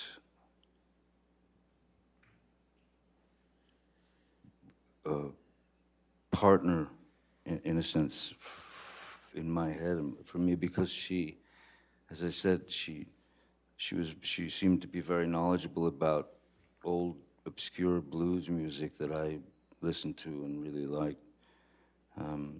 She was literate. She was sweet, funny, nice, all those things, you know. And she was, and from the beginning of our relationship at that time, for a good year and a half, she was wonderful. And then things just started to change, or things started to reveal themselves. That's, I think, is a better way to put it. You mentioned earlier in your testimony that Miss Heard would take off your boots when you would get home from work. What other types of behaviors did you observe in Miss Heard early in the relationship?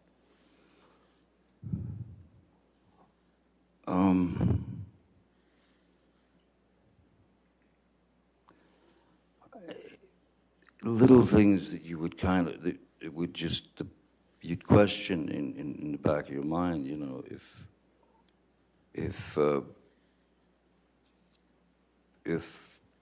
she wanted to go to bed, I'd say, "Oh, well, I can't sleep, you know, right now." And rather than go and just lay in a bed and stare at the ceiling, I would say, I'll just watch, I'll be either watching TV or hanging out. And that was just not acceptable. Just not acceptable. It would stir up some rather unusual reactions from her.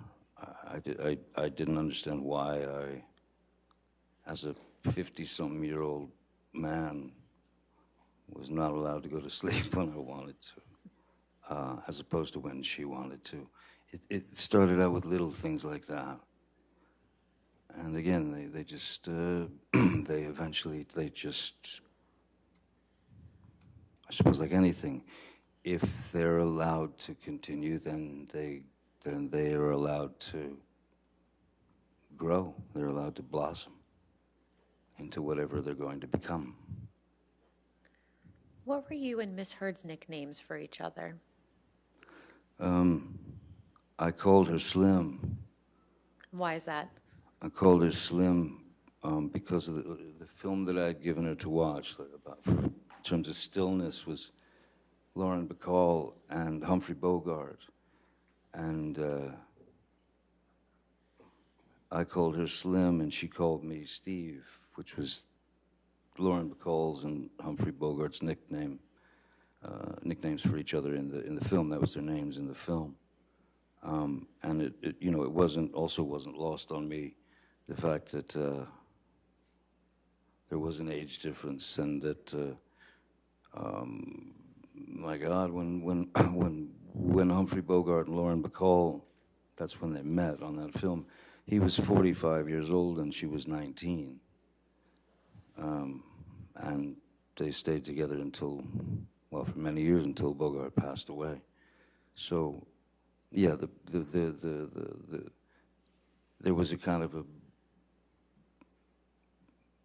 joke, not joke, but just, yeah, I acknowledge the fact that I was the old craggy bogey and she was this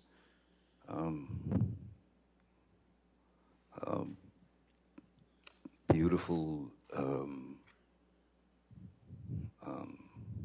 creature, just this stunning creature. When did you first meet Miss Heard's parents? I first met Miss Heard's parents when they had come out to Los Angeles, I believe, and yeah, and I feel like that I met them. I think they came to my place, to my studio, and they were two completely opposite end of the spectrum people. Paige was she was an angel. She was an angel, and I loved her very much. I loved her instantly, and we had a very good relationship. Her father, David, was the opposite end of that. He was this outrageous kind of, almost like a cartoon cowboy, you know. And he was, the initial thought, my initial kind of definition for David would have been rascally, like a rascal, you know. But I loved, I grew to love them both very much, as well as her sister Whitney. And yes, it felt like I had been welcomed into some sort of family. I had been accepted into this family, and those relationships stayed solid until just a bit after we'd separated.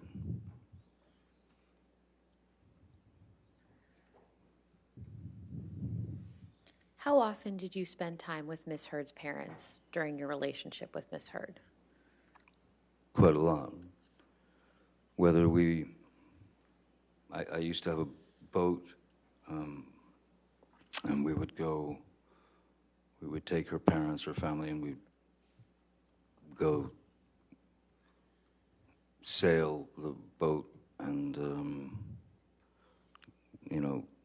drop anchor at the island, and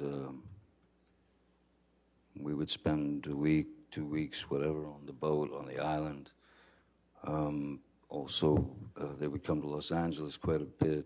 We also would go to Austin here and there to see them, visit them. Every year we would, on their anniversary, I had a friend of mine who had a restaurant in Austin, like a very good restaurant in Austin, and I'd call him up and basically set it up so that every year on their anniversary they could just go there, and they'd be taken care of, and there would be no bill, so they could just celebrate. And I think one of the things we did was, yes, we would try to order them car so that they could drink. No, I was very fond of them, very fond of them. Now, you mentioned Miss Heard's sister, Whitney. When did you first meet Whitney? I don't remember exactly when I met Whitney the first time, but I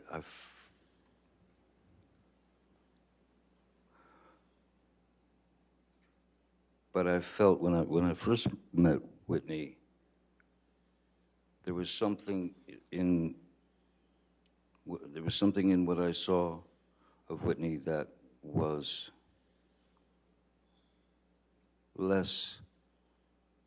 much less confident than Amber, much more revealing of insecurities. Objection, Your Honor, just foundation. What he saw in Whitney. I think if you could answer the question. Okay. You want to ask the question again?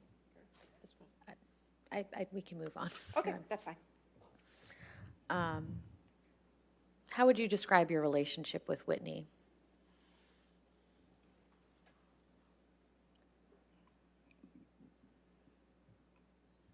Great. I mean, fantastic. She was, I called her sis. I loved her, you know. I had always felt something, I'd always felt like Whitney had missed out on something. Same objection. All right. We can move on. Okay, thank you. Where was Whitney living when you and Miss Heard first started your relationship? She was living with her then boyfriend, Sean Krajewski.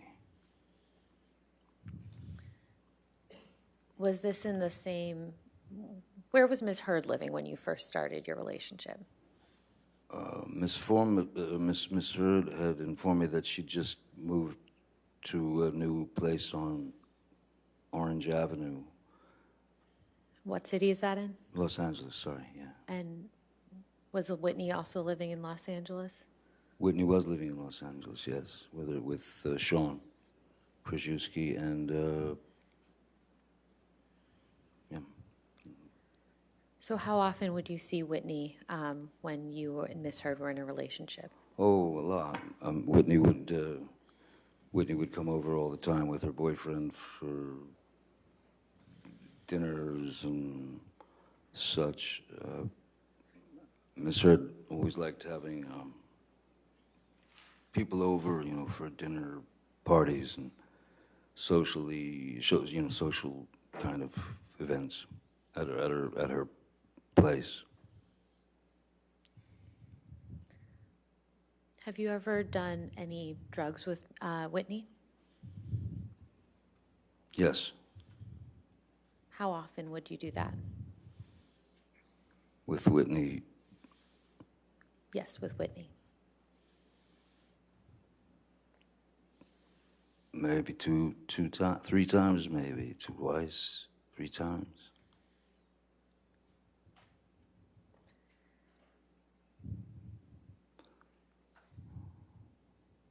Did there come a time when Whitney moved into the penthouses that you owned at the Eastern Columbia building?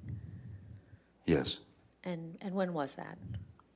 I don't remember exactly when it was, but I do remember that it was after Rocky Pennington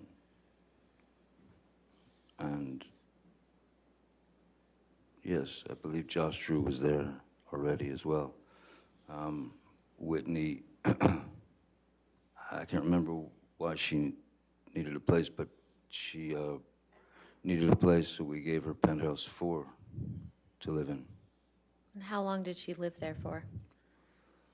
Oh boy, on and off for, I suppose, a couple of years. And how much rent did you charge her?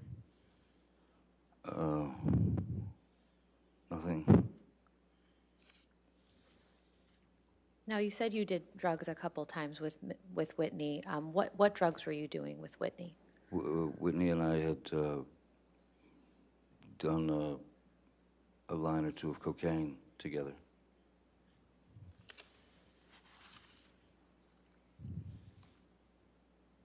When did you start getting introduced to Miss Heard's friends after you started your relationship with her?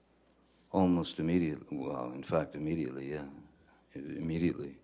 I was introduced to the whole gang, you know.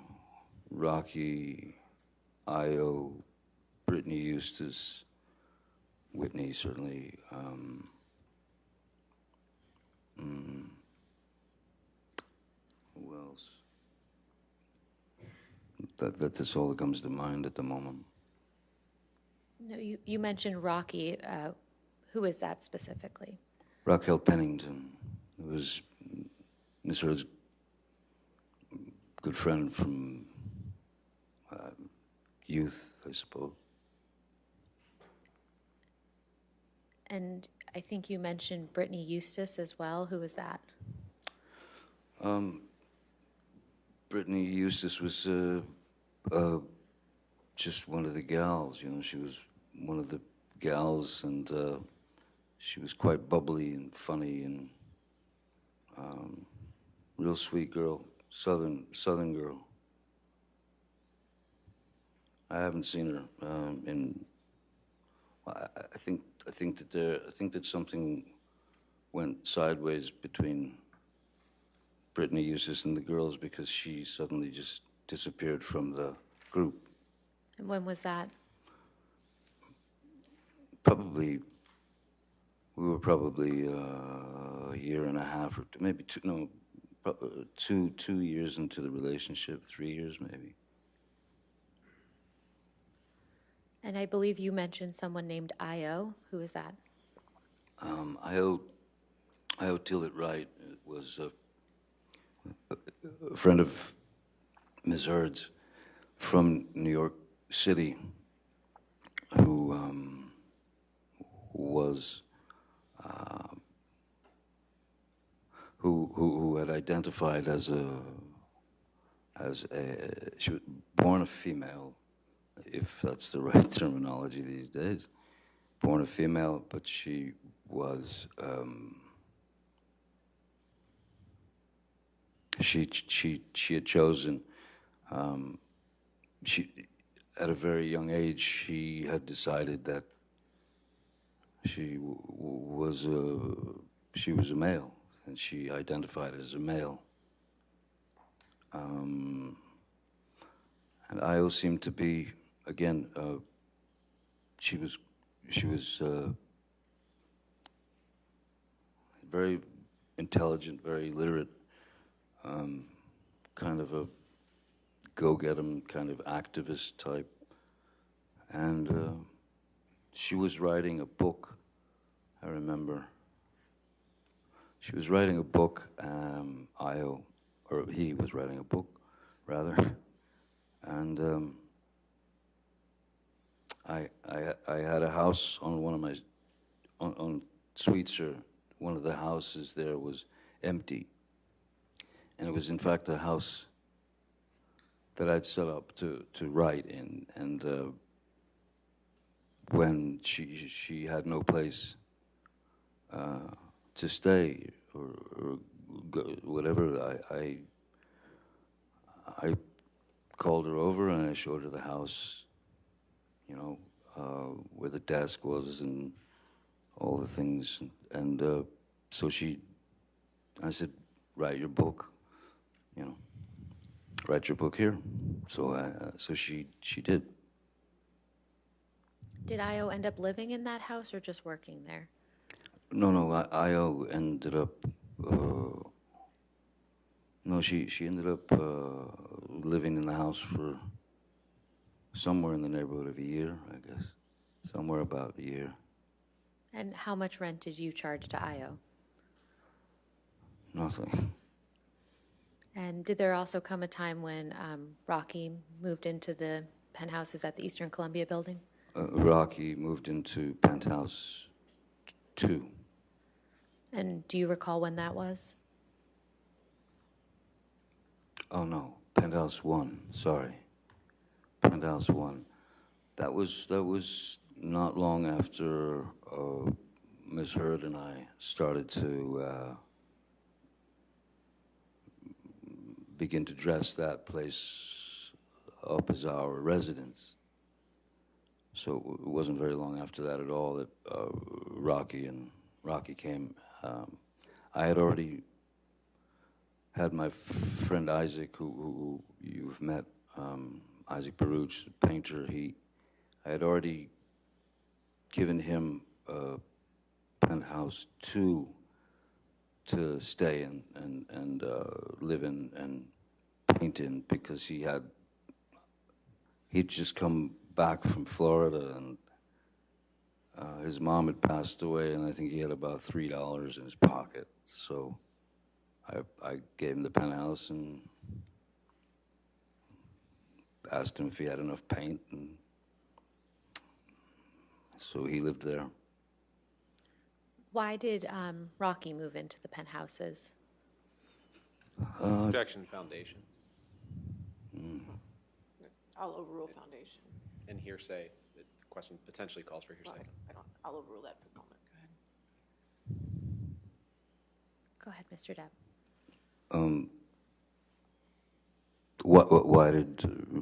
Sorry, what was it again? Why did Rocky end up moving into the penthouses? Well, she ended up moving into the penthouses.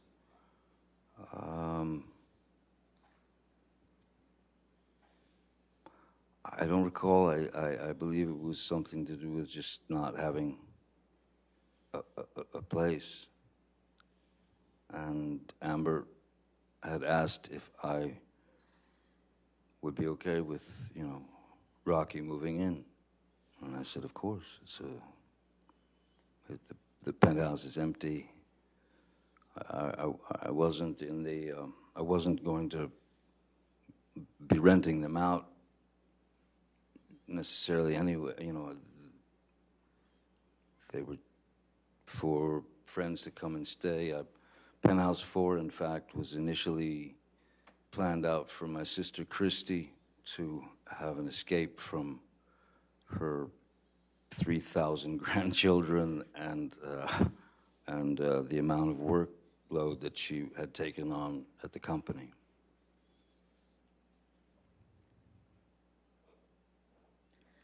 How long did Miss Pennington end up staying in the penthouses? Longer than I did. And how much rent did you charge to Miss Pennington? Nothing. Did anyone live with Miss Pennington in the penthouses? Yes, her fiance or boyfriend and fiance Josh Drew. And then at a certain point, I learned that there was another female living there. I wasn't sure who that was. I didn't know who that was.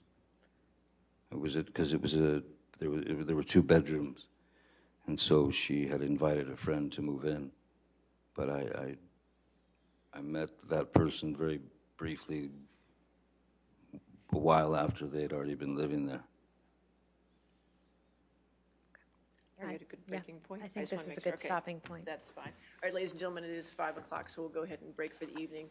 Again, do not discuss the case with anybody and don't do any outside research, okay? And we'll see you in the morning at 10 a.m., all right? Thank you. You're excused for the day. Thank you.